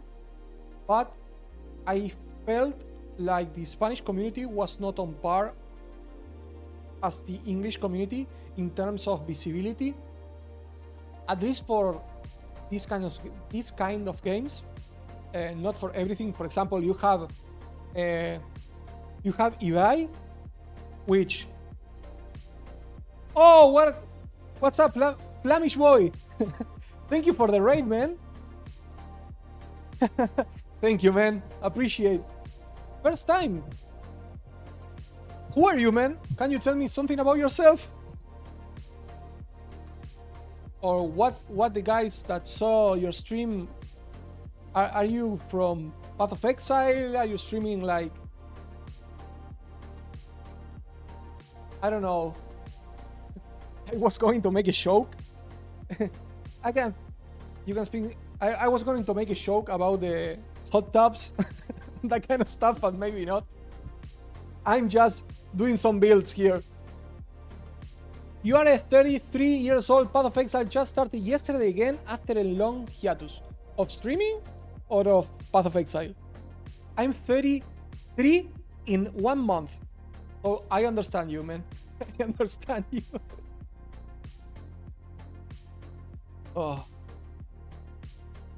We were just here taking a look at some support gems or skills, doing some build theorying. Obviously, we don't know nothing about the game, so we are just looking at some of the gems, supports, and see if we can come up together with something to aim for maybe in the future. Yeah, it's a waste of... It's like 90% is a waste of time because, for example, I've seen a lot of skills and we don't know how the fuck they interact. The toolkits are incomplete. It's a little bit of waste of time if you're aiming to create a build, but it's not a waste of time if you're having fun. That's my idea. So right now I have 4 days for Path of Exile 2 and I'm having fun just reading the gems. And I'm not claiming to create a build because it's fucking impossible. I'm just having fun, man. And trying to at least gather the attention of some of the guys. So whenever Path of Exile 2 comes up, I have at least 3 or 4 viewers. That will be fun for me. Yeah, there's a lot of stuff in Path of Exile 2. I'm not sure if it's more interesting that Path of Exile 1. I've been playing Path of Exile 1 for 8 years, so obviously it's gonna be more interesting to me. But for new players, I think, yes, for new players, it's gonna be more interesting Path of Exile 2. That's like a lower entry level, all from scratch, and it's gonna be great. ¿Cómo estás? Estoy muy bien, estoy perfecto. It's right. ¿Cómo estás? How are you? Jeff Dunaham. Jeff Dunaham. What is that name? It does ring a bell. Jeff Dunaham. I don't know why it sounds like something that I know. A ventriloquist. Maybe. I'm not following ventriloquists, but for some reason it sounds like something that I know. You wanna see it? What are you gonna me, bruh? What is this? Oh, okay. Yeah, I've seen this one. I've seen this one with Ahmed, the dead terrorist.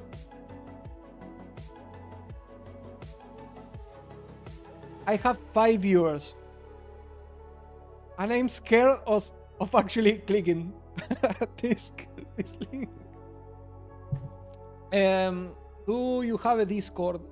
Yes, I have a Discord. I have a Discord, but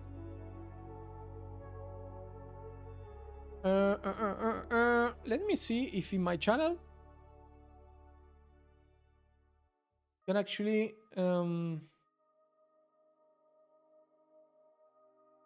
no, but I can share with you my Discord. Let me see, because it's how can I share it with you, the Discord? Let me try. Because I have a Discord. Let me invite, copy. Okay. I think you can use that one to join the Discord. Just so you know, I created this Discord like 2 months ago. And I have nothing there, okay? Because no one is following me on my streams. But now, if you want to join, please do. If enough people start like joining the Discord channels, I'm gonna start putting a lot of content there. 100%. Jose Jalapeño, if you look, it's so funny. Jose Jalapeño.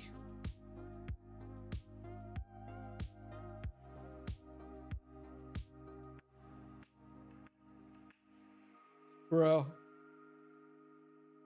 What is that fucking face? It looks like me, whatever I'm like doing maps for 8 or to 9 hours, and it's like 2 a.m. and I'm just like in my second screen monitor. I look exactly like Jose Jalapeño. Okay, I'm starting to get a little bit hot here.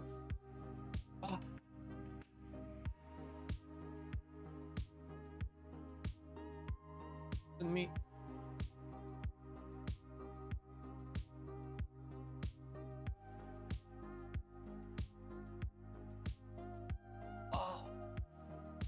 I think I need a new haircut. Maybe.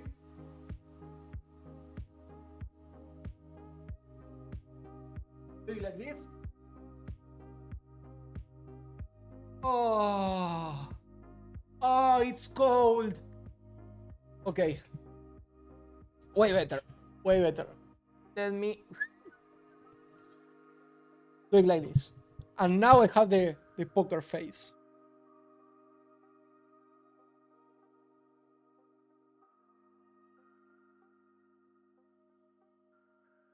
Okay, man. Thank you. And I said, oh, until Saturday. No. Wait. The game is gonna come up on Friday night, and it's gonna be a fucking mess. I don't want to fucking say this because I don't want to become true. But the servers are gonna fucking melt. I know it's gonna fucking melt. So probably on Friday it's gonna be unplayable. Maybe even Saturday morning. So whenever you're going home, probably the people are gonna start playing like an hour ago. Hopefully, all goes well. But, Flamish boy, first, thank you for the raid. Thank you, really. Thank you for the follow. So, hope to see you again, man. And take care on your shift. Be safe. 4 more days. You need to survive 4 more days. Or 5 in your case. Try to survive more than 5, please. Okay, so I don't remember where we were before this one. Okay. So corpse conservation, corpse consumed by support skill have 50% chance to not be destroyed. This could be really good if we are playing that build with the boots that detonate corpses when you walk over them. So this would mean that you can walk over the corpse multiple times. That could be pretty good. What else? Corrosion. Poison applied for the skills of break armor equal to 80% of poison damage dealt. I don't care about that one. Corrupting cry. I don't care about that one. I already saw that one. Critical damage. Support skills have a 100% increased critical damage bonus, less critical hit chance. Okay.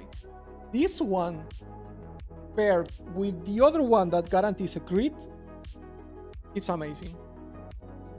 The problem is that you're obviously gonna sacrifice another gem. So it's all about opportunity cost. Culling Strike. Culling Strike. Support skill have a Culling Strike against rare or unique enemies. And Culling Strike now in Path of Exile 2 is gonna work different than in Path of Exile 1.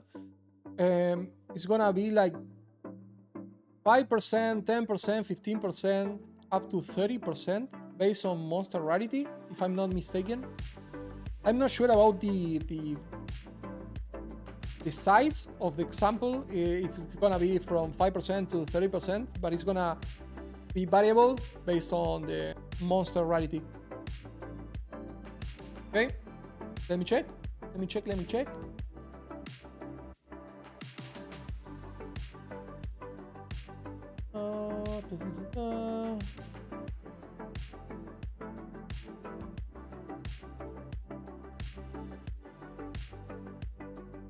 Okay, I answered. Can you join the Discord server? Let me see. Yep. You already have. I have to actually modify some things, because once you enter the Discord server, you won't be able to see everything, and you have to talk or say something on the chat, or I can't remember because I have to double check it. But once you do that, it will unlock all the different server channels. But don't worry, tonight, because you joined, I promise I'm gonna update the Discord server and I'm gonna add a lot of stuff there. Okay? So thank you, Dami. So you haven't told me where you're from. I'm curious, because my channel, I did a post the other day, and I asked people from where, if they were from, I don't know, in Spanish, if they were talking Spanish, or if they talk in English or Portuguese or whatever. And let me just check. Yep, 31%. Yeah, that one. 31% of the people watching my channel speak English, 38% Spanish, 23% Portuguese, and the other one 8%. So I'm super curious about people watching the stream, because they are super spread. You are from Africa? From which part of Africa, man? Africa. It's fucking huge. In the office, I have a lot of people from Africa.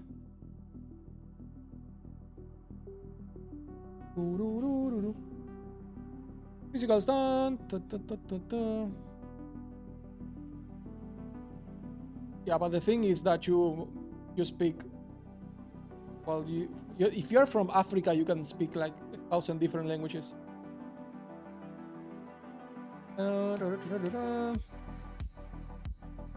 Custom shock. Archmage, pole lighting. Where we were here. Critical cooling strike, dazing cry. Will kill Daisy's enemies, last for 4 seconds. Dazing. Support attacks, causing them to build up daze based on the portion of physical damage dealt. Okay. Midwest.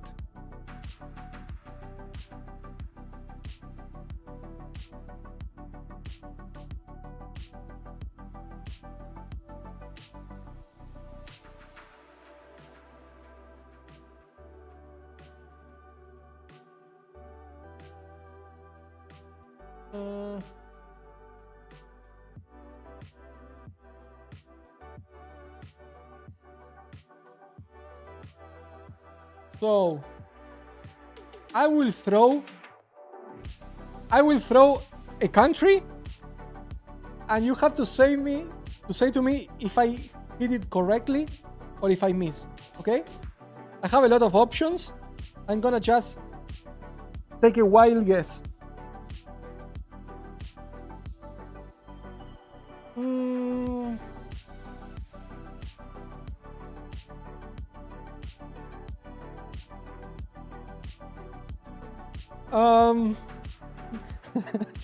I have 2 options.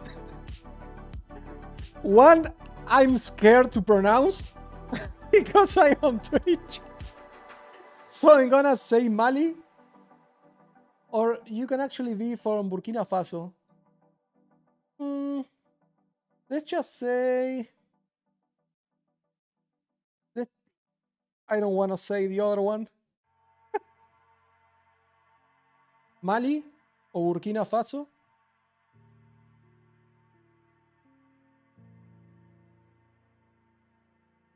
Maybe.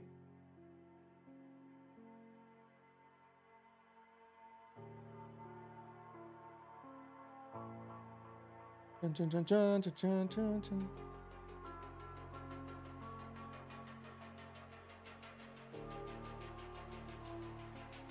Okay, dazing. Deadly poison supports less 25% less damage with hits, 70% more effect of poison from supported skills. Supporting skill inflict decay, dealing 30%. So do you want to become affiliate on your channel? Yes. Yes. I think it's pretty easy to do. Obviously, if people help you out. And once you are an affiliate, you can like... The good thing about being an affiliate is that you will have more tools on the platform. That's the reason why. Deep cuts. Support any skill that hits enemy, causing it to deal less damage, but inflicts more potent bleeding, I guess. The requirements to become affiliated on your channel. Yes, I know them. Let me just take a look. Creator dashboard.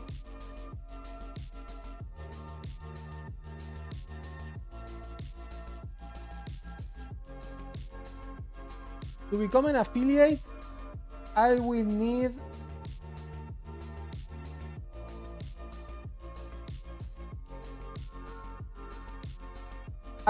to get 21 more followers. Basically. That's the only thing that I need.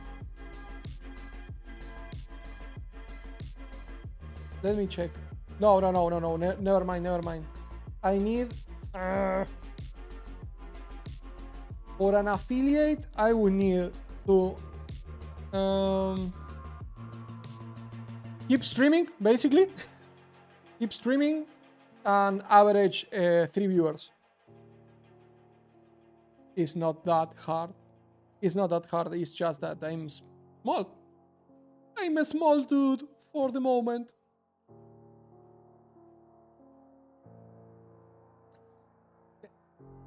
Supporter skill have 50% increased freeze duration on enemies. Supporter skill, fully break armor when inflicting heavy stun.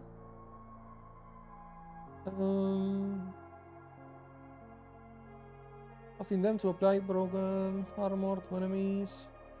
Double barrel, crossbow ammunition skills, causing them to load an extra bolt. Elemental army. Brain ailments.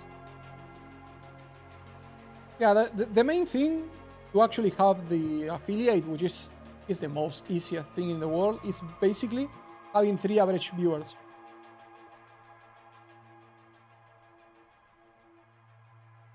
What my plans to average 3 viewers per stream?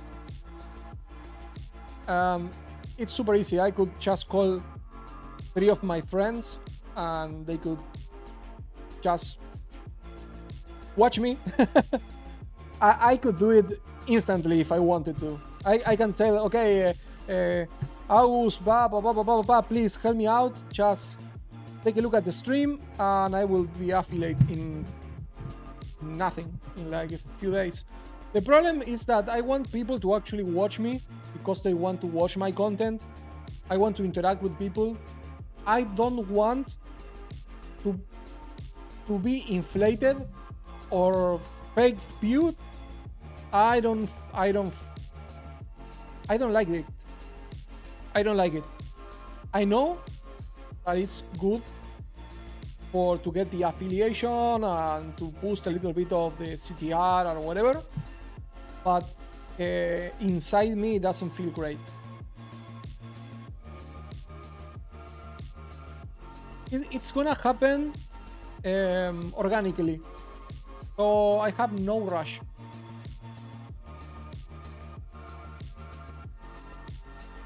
Drain elements. Support spells that deal no element damage over time. Why don't you run campaign on your channel? What do you mean by campaign? I don't know. I don't know what it is. What is campaign? And on another time, causing them to consume elements on enemy to apply damage over time. You have in order to substantially more damage over time. Or spell that deal non-ailment damage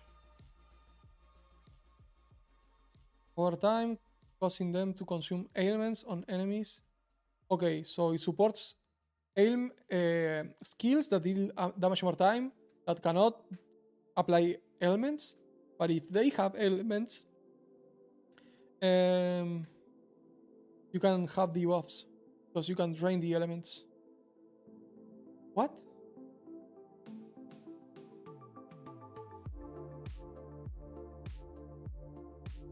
Consume elements on enemy, it applies damage over time, debuff in order to deal substantially more damage. Support the skill consume random ailments on the target with inflicted damage over time debuffs, causing the debuff to deal 35% more damage if an ailment was consumed. Okay, this one is really good. If you have some other thing automated.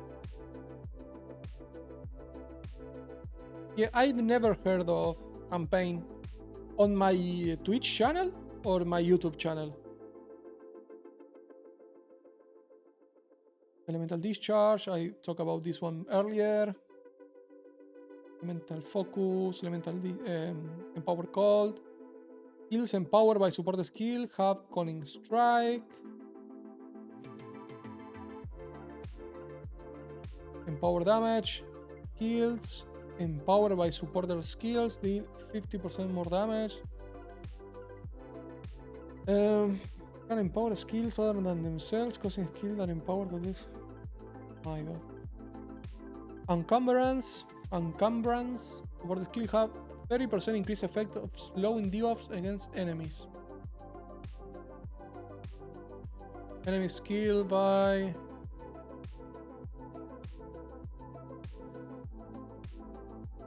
go away, Velatus.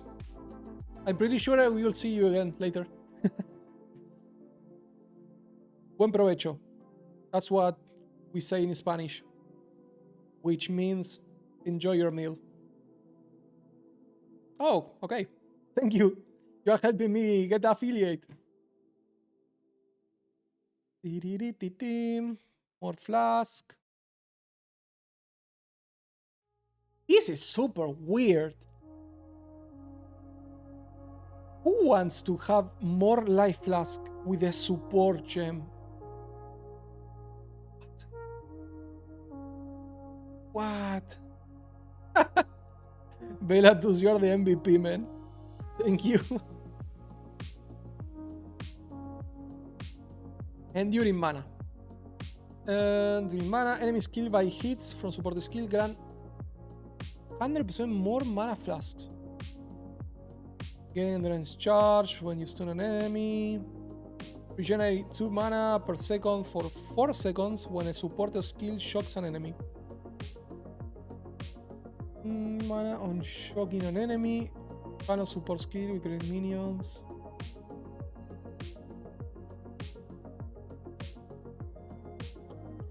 Supports any skill that you can use, causing energy shield to recharge to begin immediately if you are stunned while using it. Ah! Pachuki. Ah. Salute. Supports any skill that you can use. Any skill that you can use, causing energy shield to recharge to begin immediately if you are stunned while using it.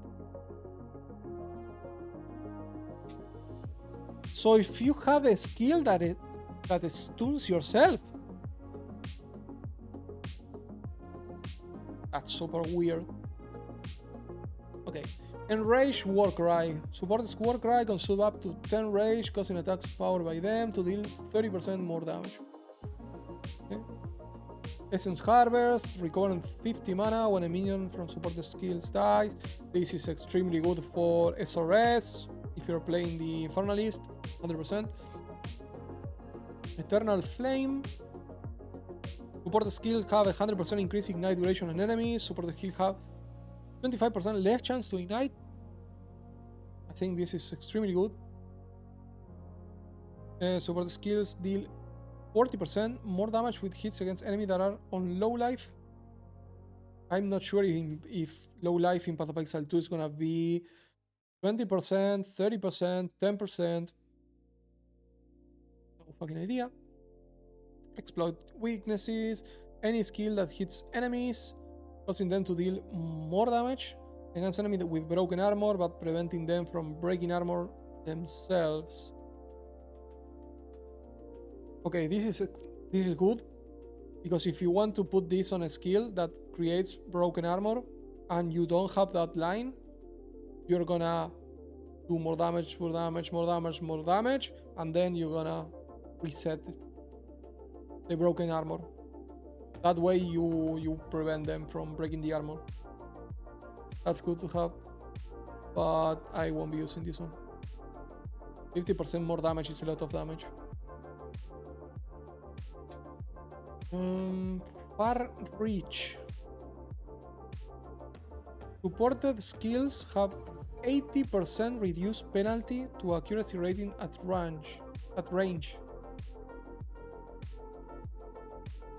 It's a good way, could be a good way to circumvent the need for accuracy. But you are wasting a support slot, so I'm not sure if that's really good or not. I don't know. More attack. Ooh, 25% more attack speed. That's a lot more attack speed. More cast speed. Okay, makes sense. Faster projectile. Do we have slower projectile, please? For the love of God, please have a slower projectiles. In Frenzy, Fiery Death. Support any skill that hits enemies, causing explosion or killing ignited enemies. Okay, so when you kill an ignited enemy, it explodes. With 50% chance. And it doesn't say if it explodes with 100% of their life, 10% of their life, or whatever. So no idea there. Fire exposure, fire mastery, fire penetration, fist of war, focus cursed, more quickly after being cast, with less delay. Ooh, fork. Support projectile skills, making their projectiles fork. Projectiles from supporter skills fork. Projectiles from supporter skills deal 50% less damage after forking. Okay. That's pretty good. That's pretty good. Fortress is an interesting skill for walls. It's from supporter skill that will freeze enemies, instead inflict brittle. Instead, enemies made brittle this way are unaffected by freeze and chill. Okay, so let me brittle, Path of Exile.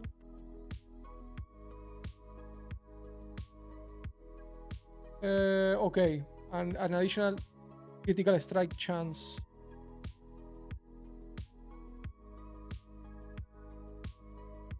Support the skill, create chilling ground. This is good. Frostfire. Support any skill that hits enemy, causing it to consume freeze on igniting a frozen enemy to boost the effect of the ignite.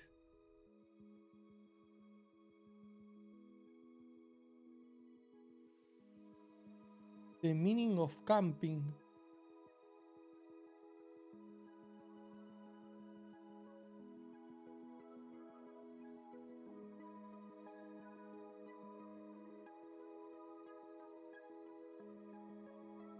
Campaign refers to a planned effort.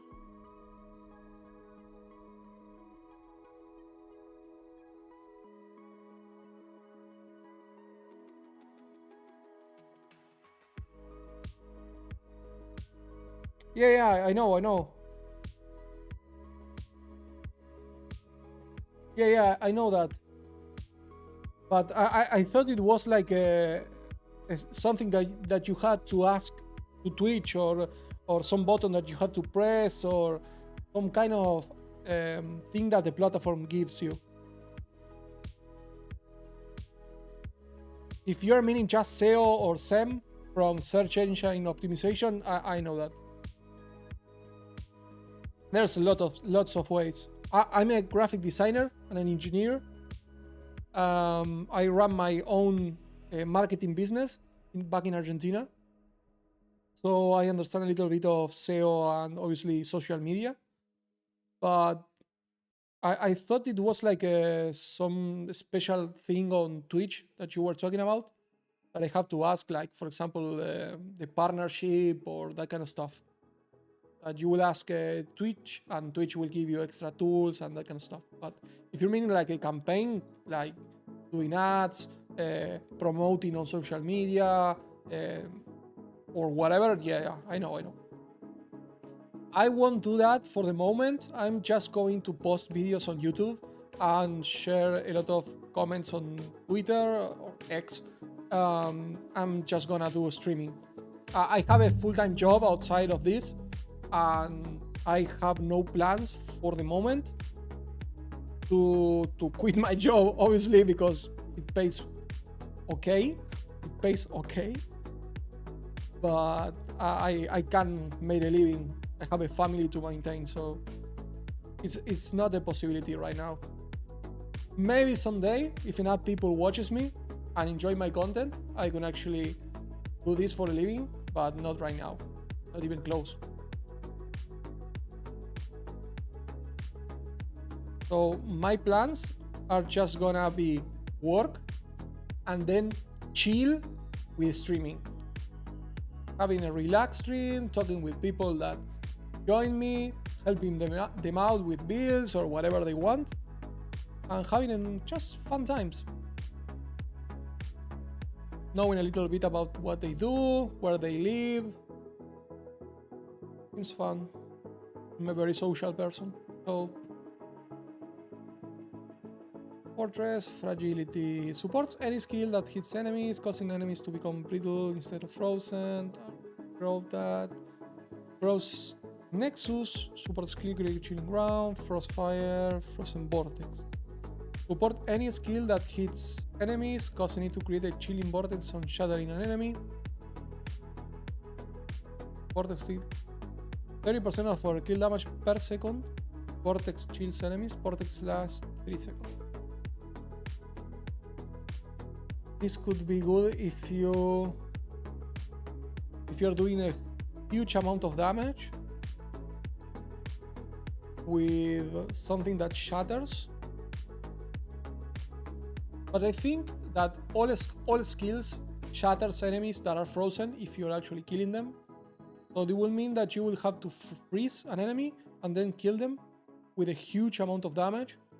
So it will actually apply the overkill and create the chilling effect. The vortex, sorry. Glaciation. Supporter skills cost 50% more freeze buildup. I don't know how good it's gonna be, these supports, because from every single video that I watched so far, skills that apply freeze are freezing enemies like almost instantly. For example, the shotgun, which the frozen ammunition with permafrost ammo are like two shotting the minions or they are already frozen. So I don't know how good it's gonna be freeze build up. Right now it seems like it's pretty easy to freeze enemies, but maybe this could be way better for bosses. Heighten and curse, already saw that one. Herbalism. Support persistent buff skills, causing you to gain increased life recovery from flask while the skill is active.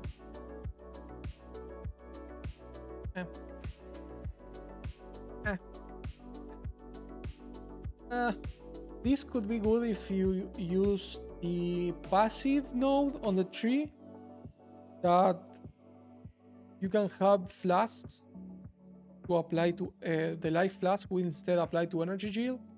Energy shield, if you have a huge energy shield, maybe you want to have like increased recovery, because I don't think that flasks are gonna be enough to recover the whole energy shield. So this might be interesting to have.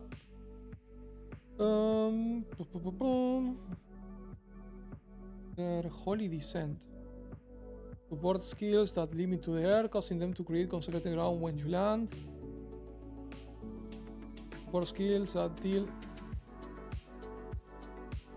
This one would work for regular Thunder, if I'm not mistaken, because I think regular Thunder has he jumps in the air and slams the ground. Also the one that, like, the one he runs and then he slams could be. Hourglass. My god, my English today.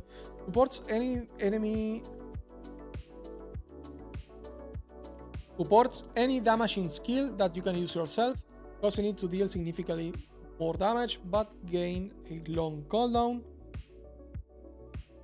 50% more damage, but you have +8 seconds to cooldown. Oof.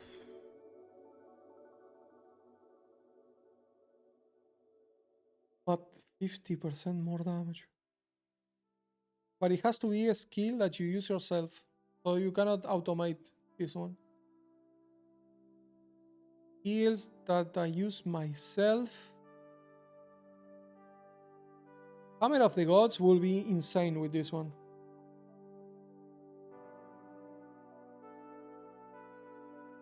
Or any skill that could last for X amount of time, maybe.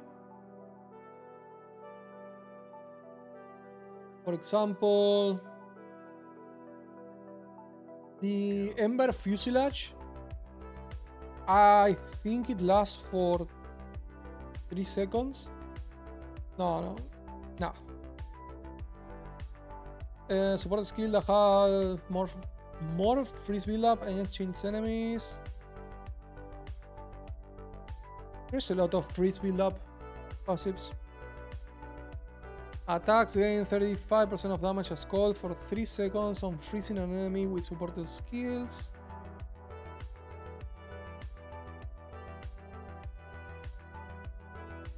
Ignite proliferation. Okay, makes sense. Ignition, supported skill have more 100% chance to ignite basically. Emulate. Support skills cannot ignite. Support attacks gain 30% as fire damage against ignited enemies. Back shockwave, increase limit. Support skills which can have a limited number of effects active at once, increasing that limit at the cost of their duration. Only applies to restrictions that use the word limit.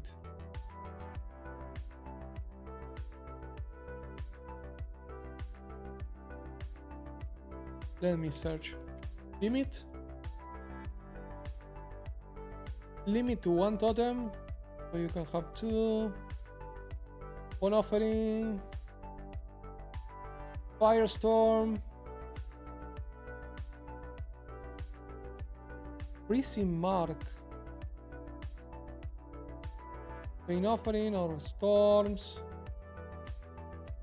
Power offering. Profane ritual. Race zombie.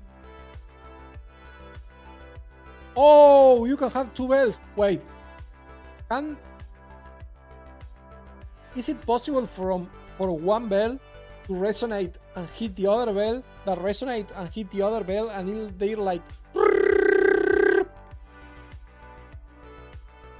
I don't think that that will be possible. With Tempest Bell plus increase limit.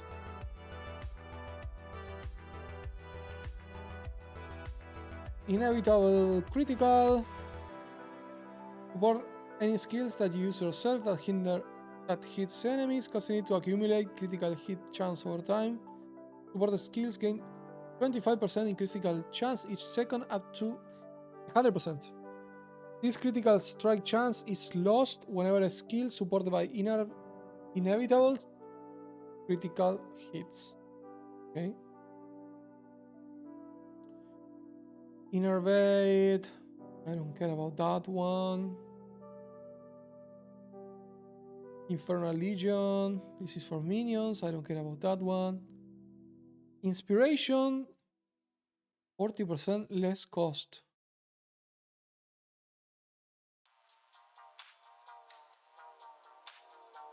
Wait. Would that mean that this works for... It says any skill. So this should work with auras and metagems. It should like reduce the spirit by 40%, right?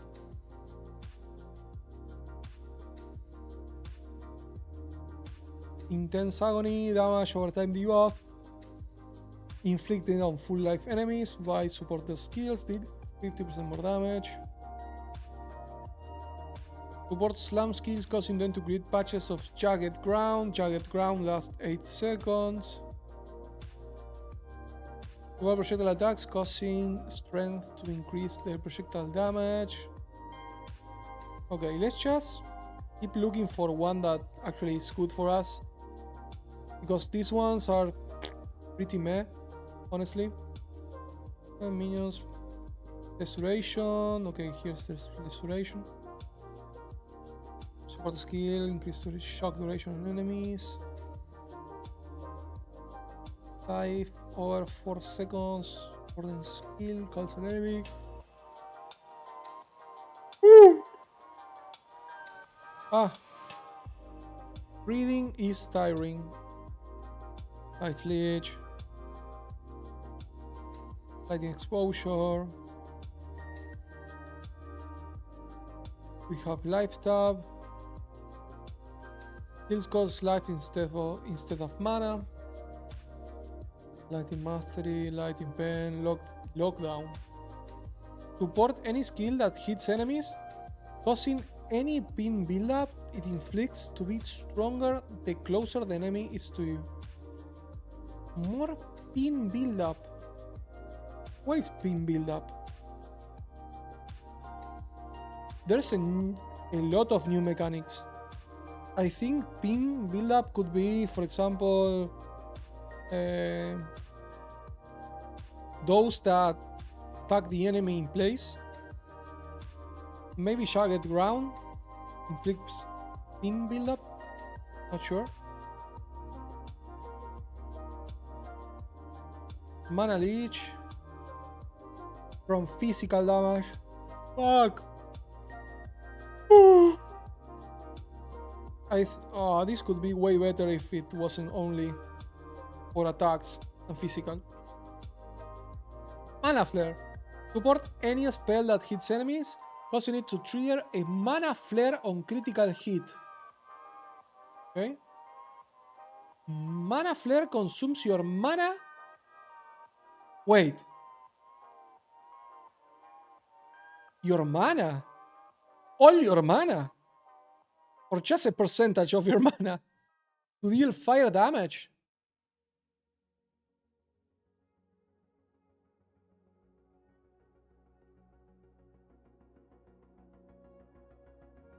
So if you crit, it will consume all your mana to do fire damage.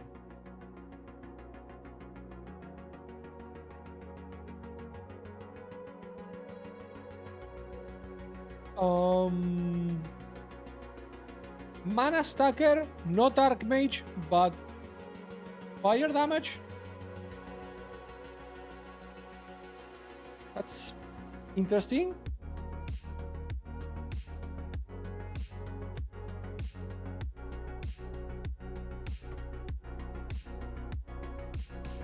Mid Shield. I know this one from Path of Exile 1. Supported skills deal 1% more damage for each bolt reloaded in the past 6 seconds. Okay.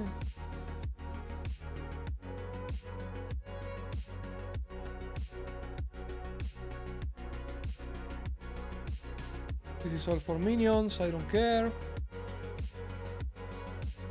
Support skills that can be used while moving, allowing you to move faster while using them.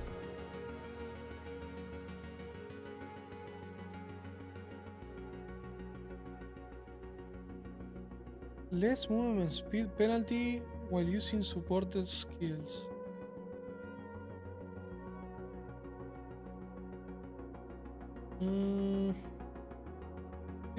This one is really good, but I don't like the 20% less damage. I think that's a lot of downside for just movement. Momentum. Any damaging skill that you use yourself causing to deal more damage if you move a sufficient distance while using the skill. Teletransportation does not count, okay. At least moving 2 meters. The rest of that used to deal 40% more damage. Okay, this one is incredibly good with the one from the warrior that it charges up and it bonks the ground. Incredible. More duration, multiple charge, multiple poison, multiple projectiles, multiple trap. Multiple trap? What the fuck? Support trap skills. Nani? Okay. We know that trap skills are gonna come in Path of Exile 2. This is nothing new. We knew this from 5 years ago, but it's good to see actual support for traps. Support skills 75% less damage. Oh shit. Oh no. Well, we don't know how traps work. 2 additional traps and Wait. Support skills throw up to 2 additional traps, but they can have up to 3 additional traps.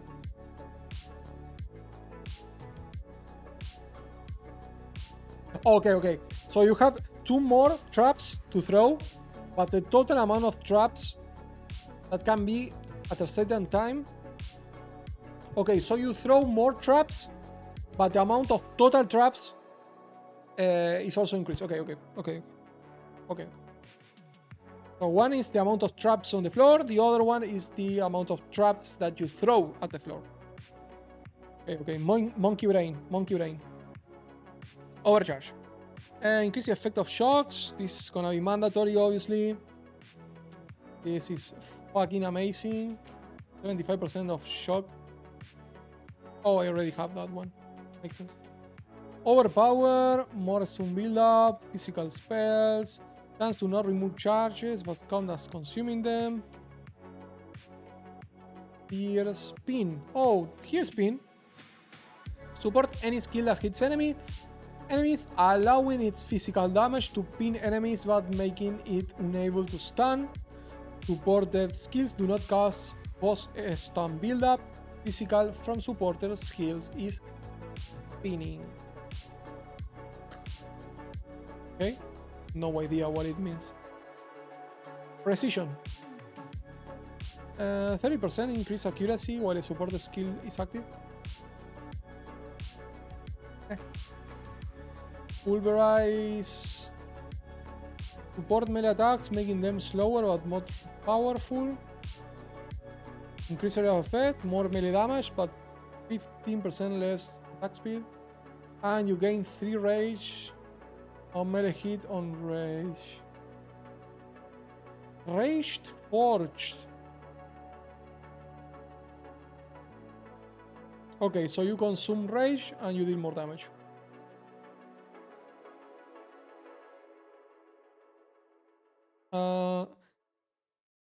Consume 10 rage to deal 35% more damage.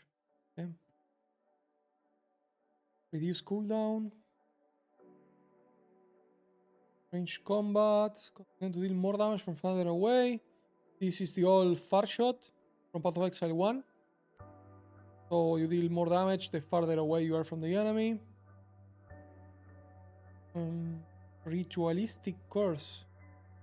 Support curse skills, causing them to cover a large area but are to take longer to curse enemies. Okay. Reduce delay, but more area of effect. Rapture is for aggravated bleeding. Ruthless is for stun build up. Searing Flame, causing inflicted ignites to deal more damage, but its hits to deal less damage. So you deal 25% less damage with each hit, but you will have 75% more effect of ignite. Oof. That's really good. That's really good for ignite.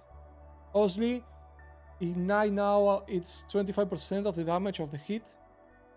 So having 25% less damage with hits means 25% less damage for ignite, but then you have 75% more effect of ignite. So you will be compensated a lot. Second win. Shock chance. Shock siphon. I already put this one because it's super strong. Slower projectiles is gonna be obviously one of those that you probably want on ball lighting. Soul Drain. The skill that hit enemy causing you to recover mana when it calls an enemy. But you have to call them. If you don't call the enemy or whatever it's pronounced, you won't get 12% of mana back. So you need a source of call. Cool. Spell Echo, less cast speed, but more effect. Support the echoes once. Oof. Yes. Hello, man. Hi, I'm admire with your stream. I'm a big fan. Love watching you play. Let's connect on Discord and chat about games. Share tips. My Discord username is. Man, your message sounds like a bot, and your name looks like a fucking bot. Even Twitch has held the message from showing. It sounds like a bot, man. Okay, if you're not a bot, write something else. In the chat. That's like one of those emails like, my name is Juanita, and please add me on X, add me on Twitter, and let's meet each other.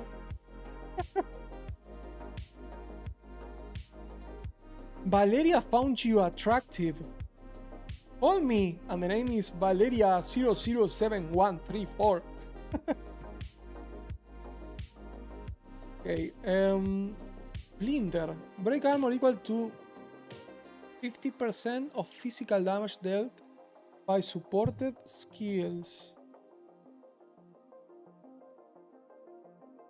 Stomping ground, shockwave. Support driving skills, causing your footsteps to crack the earth and emit damage in shockwaves while you use the skill.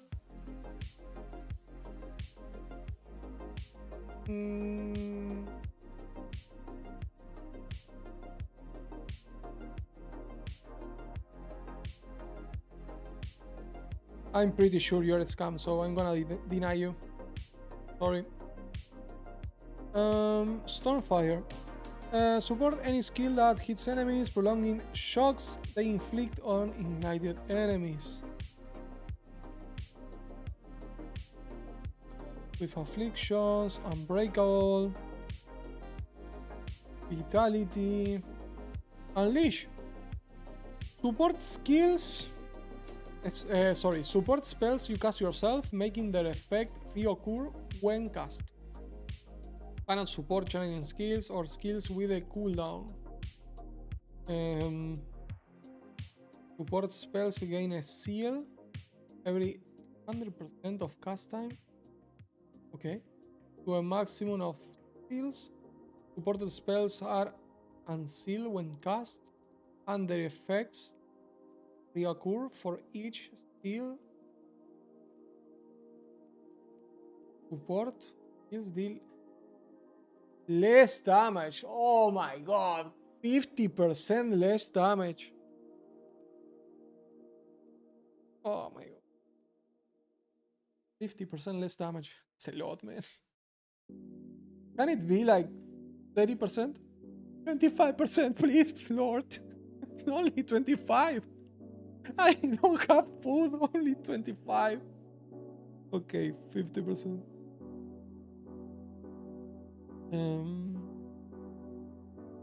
Weapon elemental damage. Interesting.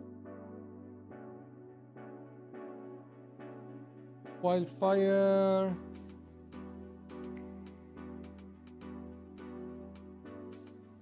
Any enemy that is ignited will inflict their ignite to nearby enemies after 2 seconds. Wild shards support their skill have a 20% chance to fire 8 additional projectiles in a circle. Well, that fire projectiles support the skill have a chance to fire oof.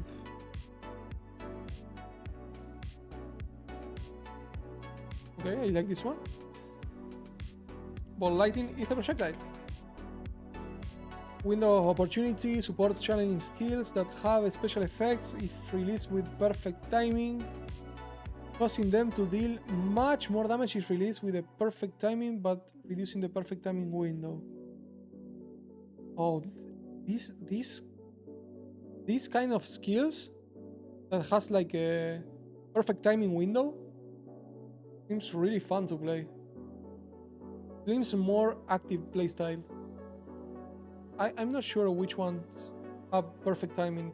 I think explosive shots have a perfect timing, if I'm not mistaken. Shot. Explosive shot. Those your crowd with flaming bolts, explode on impact, explosion will detonate. No. Not that one. Incendiary. Snipe maybe. To charge up your bow before releasing a powerful shot. Releasing the moment you fully charge cause the arrow to explode on impact for a guaranteed critical hit.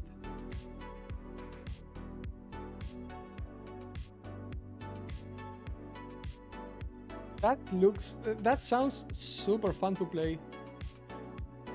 You're like, guaranteed hit, boom, with a huge explosion, and you have 200% increased critical damage bonus and guaranteed critical hit. Woo. And ignite with this one would be fucking insane.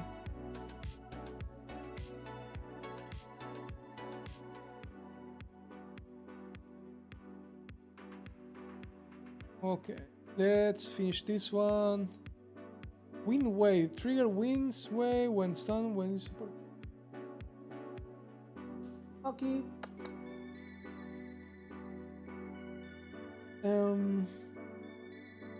Let me see.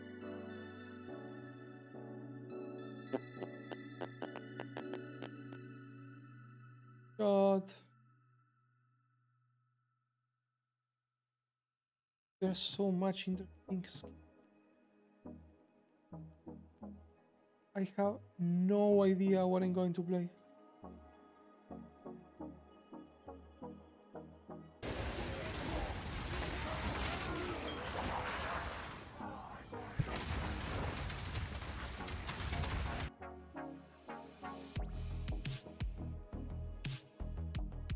Oh, let me take a look at this one in the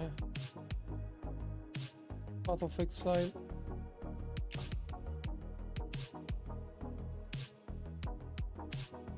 Please, where are you? Oh, there he was.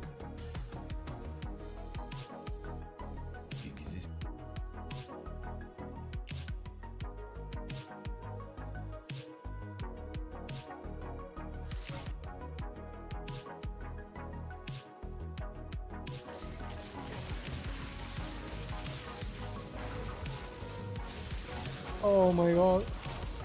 Look at that.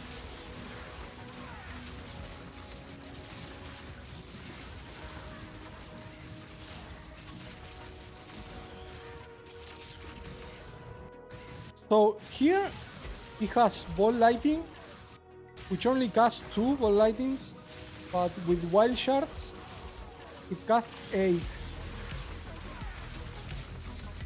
Oh my. Oh, look at that clear!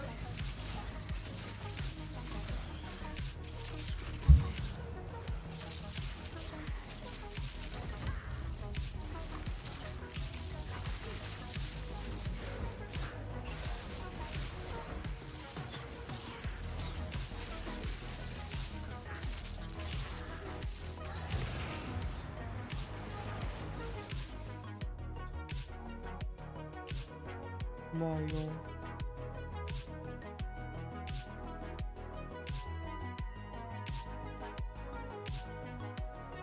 Let me see the spirit kills, because they are only 36 and it's gonna be fast. Okay, Arctic Armor conjures an icy barrier that gains stages over time. While the barrier has stages, melee attacks that hit you will remove a stage to cause a burst of ice that did cold damage. So gain stage every 1.40 seconds up to a maximum of 3 stages. So it will get a charge over time. And it will do cold damage to nearby enemies. Grim Feast. Feast on the corpses to boost your energy shield. While active, enemies and minions that die in your presence will drop Grim Remnants. Picking up a Grim Remnant grants you energy shield and can overflow your energy shield up to double its normal maximum. So this one is a really good way to build up energy shield, and you can overflow your energy shield this way. Mana Remnants. Conjures surging lightning that causes shocked enemies on you and your minion skill to leave behind a mana remnant.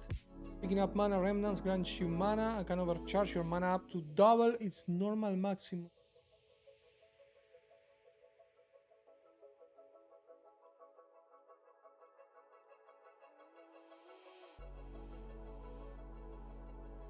Mana stacking is gonna be fucking nuts.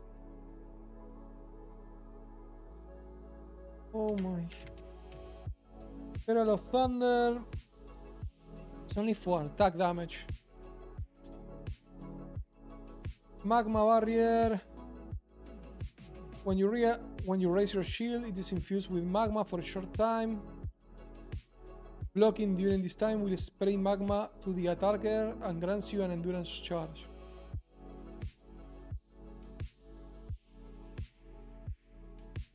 Raging Spirits, Scavenger Plating. I don't care about that one. Reserve Spirits, while active, your fire spells will also summon Raging Spirits, which are short-lived flaming skulls that rush at nearby enemies. And rapidly attack them. Enemies will not directly engage these minions and can pass through them.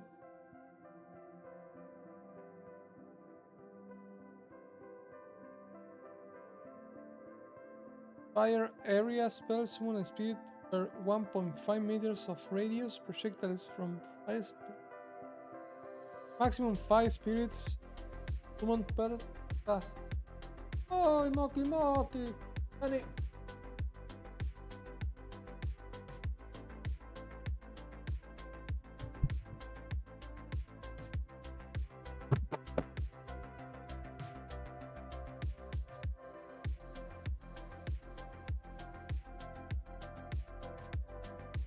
Want to create builds? Raging Spirit. Oh, there is a word where I can use Raging Spirits with the support skill that converts mana into fire damage. Wildfire, I think it was the name of that one. Here, Wildfire. No, it was not Wildfire. Was mana Flare. Support any spell that hits enemies, causing it to trigger a mana flare on critical hit. Okay, it's on critical. A mana flare consumes your mana to deal fire damage. Cannot support the skill of minions. Ah, fuck. Okay, it's dead. It's dead. Oh, it lived for so little. Okay, Raging Spirits, Blasphemy, Barrier Invocation, casting the skill once activated, causing it to gain energy shield. When your energy shield is damaged by hits, casting again one, casting. Wait. Okay, if you cast the skill one time, it activates and you gain energy shield when you are hit. Okay? When your energy shield is damaged. Casting it again, once sufficient energy shield is gathered, we consume the energy shield to trigger socketed spells.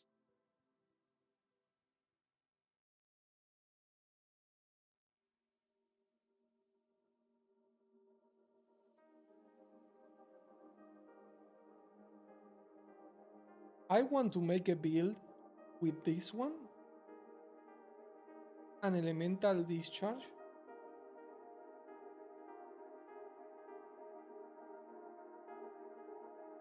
I want to make some custom freeze, custom ignite, custom death. Defines barrier, herald of play, custom critical, lingering illusion. Place a short living illusion copy of yourself whenever you dodge roll. The copy can distract enemies, and copies that are destroyed by an enemy will grant you a power charge. This is a pretty easy way to gain power charges. Uy, vamos aquí.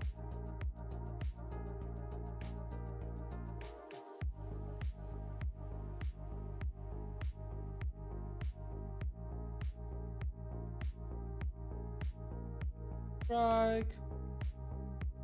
Okay, I think we are done with these ones. Let's just take a look at the. Oh my god, there's 150 skills. Okay.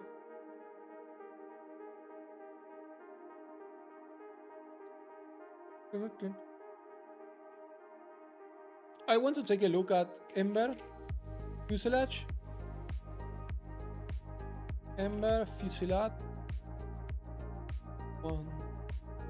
On conclusion, blazing ember that hovers above you after a short duration, the ember launches at an enemy. Oh, it is projectile. So wait. So I can use Ember Fuselage with wild shards. Where is it? Where is it? Where is it? Here. Okay.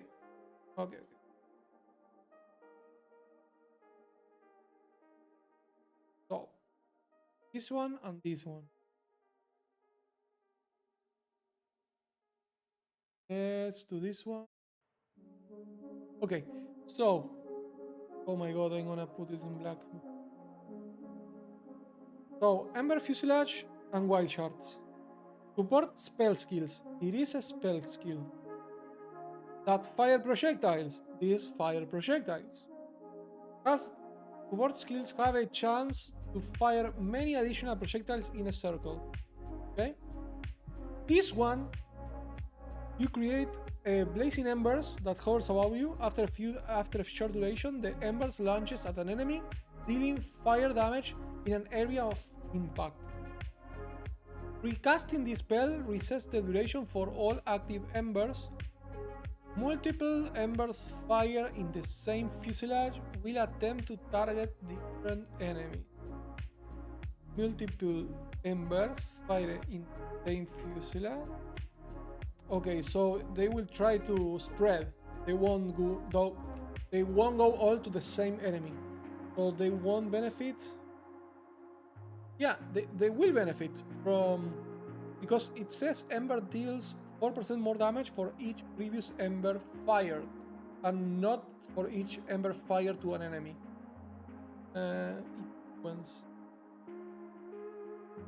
Wait. So if you put this one with wild shards, you're gonna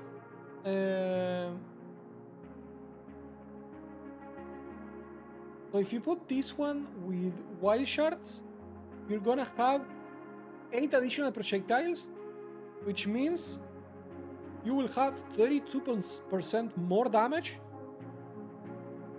on the Ember Fuselage.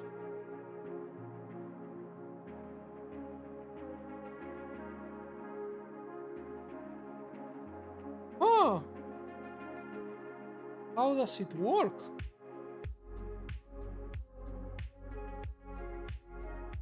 I have no idea, but I want to test this one.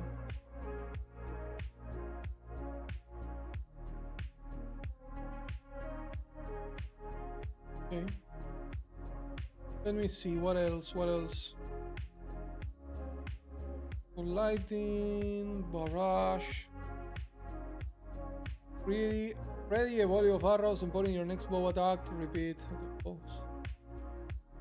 Blazing lance, bone cage, one better. I'm trying to find some skill that could benefit me. Fast while channeling is here again. Custom instant. Charge staff. Consume all power charges to infuse your quarterstaff with electricity for a duration, adding lightning damage and a lightning shockwave to your quarterstaff.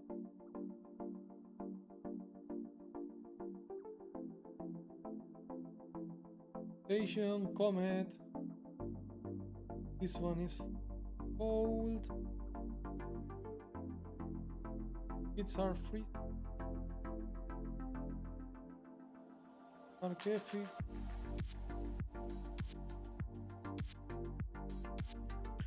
Discipline emits an aura that grants ally in your presence energy shield based on your mana. The aura does not affect you. So discipline is dead if you are not a party, you are not within a party, or you are a aura bot.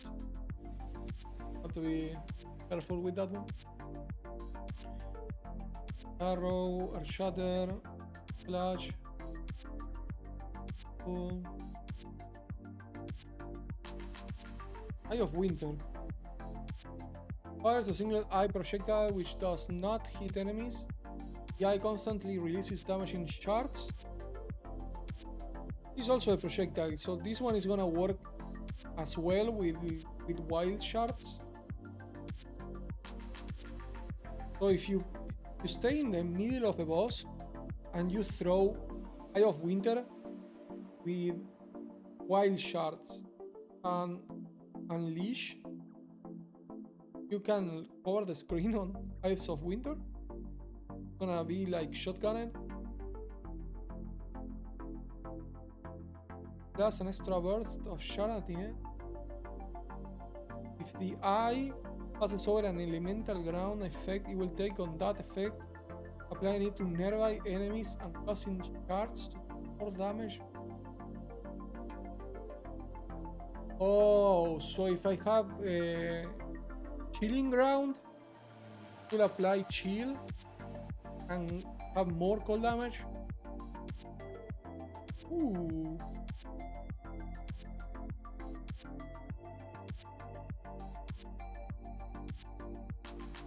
Or modifiers to the number of projectiles only apply to the final spiral. So you will throw this one, will move, and at the end it's gonna spread into 8. And it inflicts critical weakness.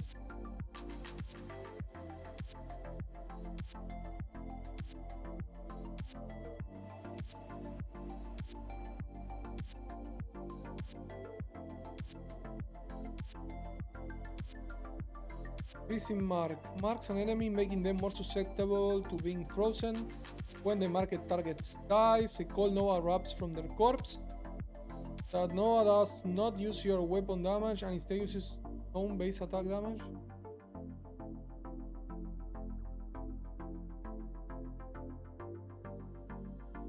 Frost bombs. Creates a crystal that pulses with cold for a duration. Each pulse applies a debuff to an enemy for a secondary duration, which reduces life and energy shield radiation rate, and also inflicts cold exposure. When the crystal's duration ends, it explodes, dealing heavy cold damage around it. Okay. So if you find a boss, for example, the motherfucker guy from Act 2, what was the name of the bandit? Oak. If you find Oak, you want Frostbomb. So you can reduce the fucking life that he gains from Enduring Cry.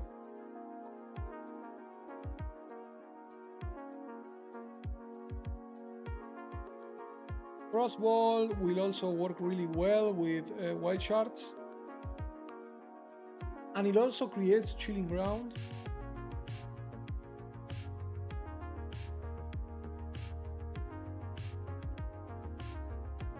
Frozen Locus. Leap backward and strike the ground with your staff. Call forth an ice crystal which creates a chilling ground. This one is from the monk. This is basically Glacial Cascade for the monk.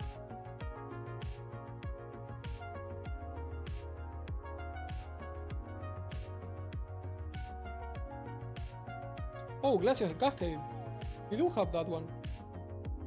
Sweep quarterstaffs upwards, recent thing of Way of Frost.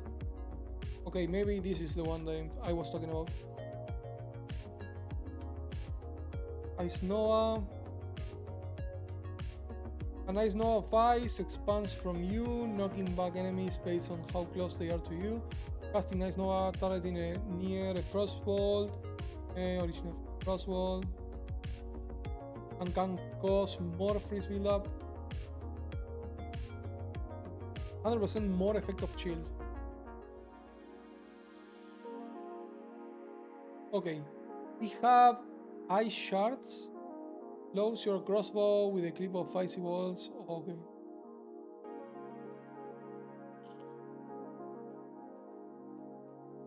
Ice strike, ice spear.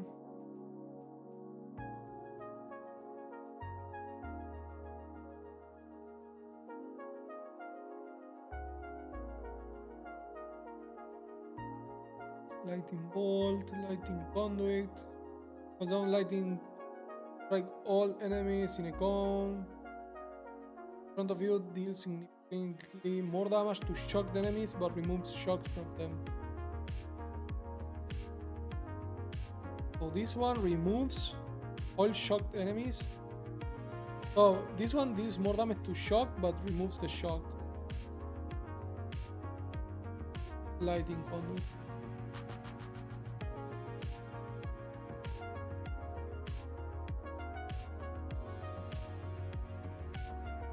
Lightning Storm, which strike enemies in this area with shocking bolts. Base duration is 10 seconds. It's a good source of shock. So this is the Orb of Storms now, right? Lightning Storm.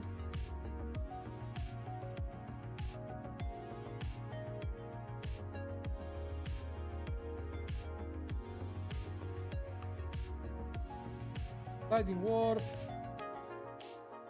Targets an enemy and teleports to them after a duration. If they can be cool, yeah, that's the new one. Mana Tempest. It's a buff, Lightning AoE, creates an arcane storm around you. The storm empowers your spell, which with lightning damage while making lightning spell projectiles and able to hit more targets. Storm will drain your mana while you remain in it, and any cast add to the mana drain. Even the storm will cost it fate. Okay, so it's a buff while you remain in the storm, but it will drain your mana like a bitch, and you will have to leave the storm for it to disappear. The skill cooldown does not reset, it's only 1 second, it's fine. The area effect cannot be modified. Buff causes being also chain. Ooh! Buff causes beams from lightning spells that cost mana to also change 2 targets. Targets when chaining, but not chain further from those targets. Oh fuck.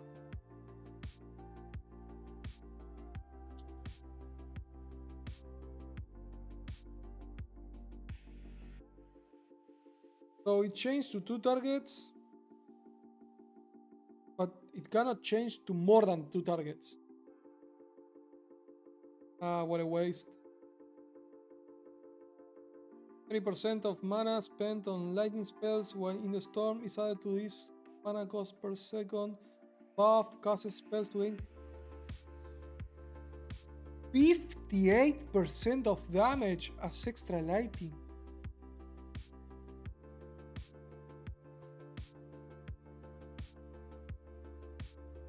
That's a lot. Oh, we have Orb Storms. Creates an orb, electricity that fires chaining lightning bolts to nearby enemies. It chains 3 times, fire a bolt every fires a bolt every 3 seconds. And when you use a lightning skill near the orb, or disappears after 14 bolts.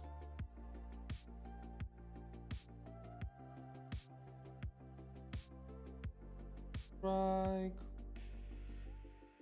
Power offering.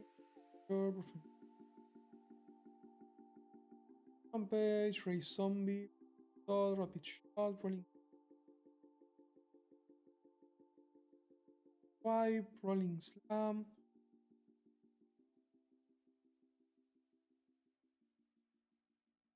Siphoning of power is again. More spell damage per stage. 4 stages, lot of damage.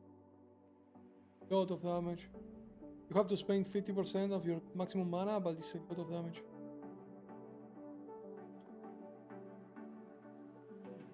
Save this one as well.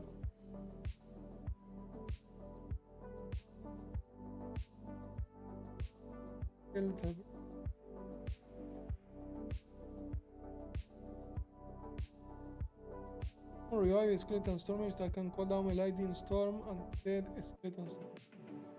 Lightning bolt strike all fallen skeleton in an area, creating shock at ground.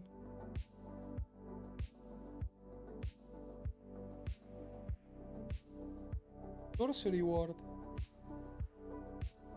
Oh, this one is from the Witch Hunter. Oh, I don't think that I could take this one. Place a protective area with check elemental damage. Yeah, this.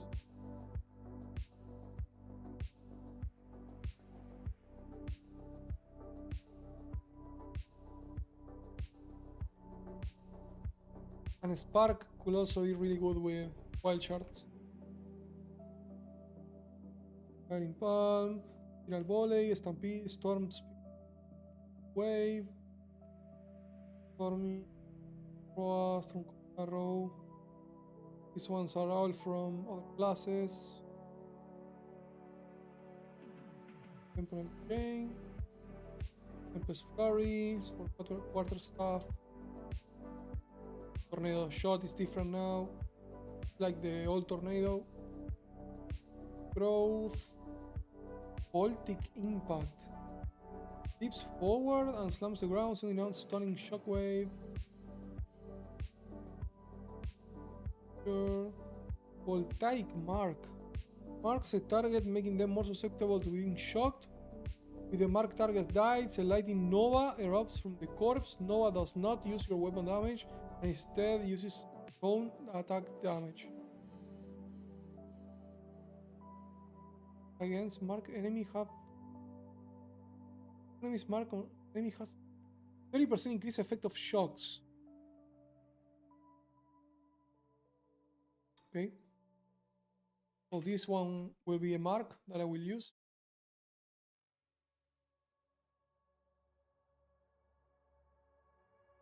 And Wild Blast. Okay.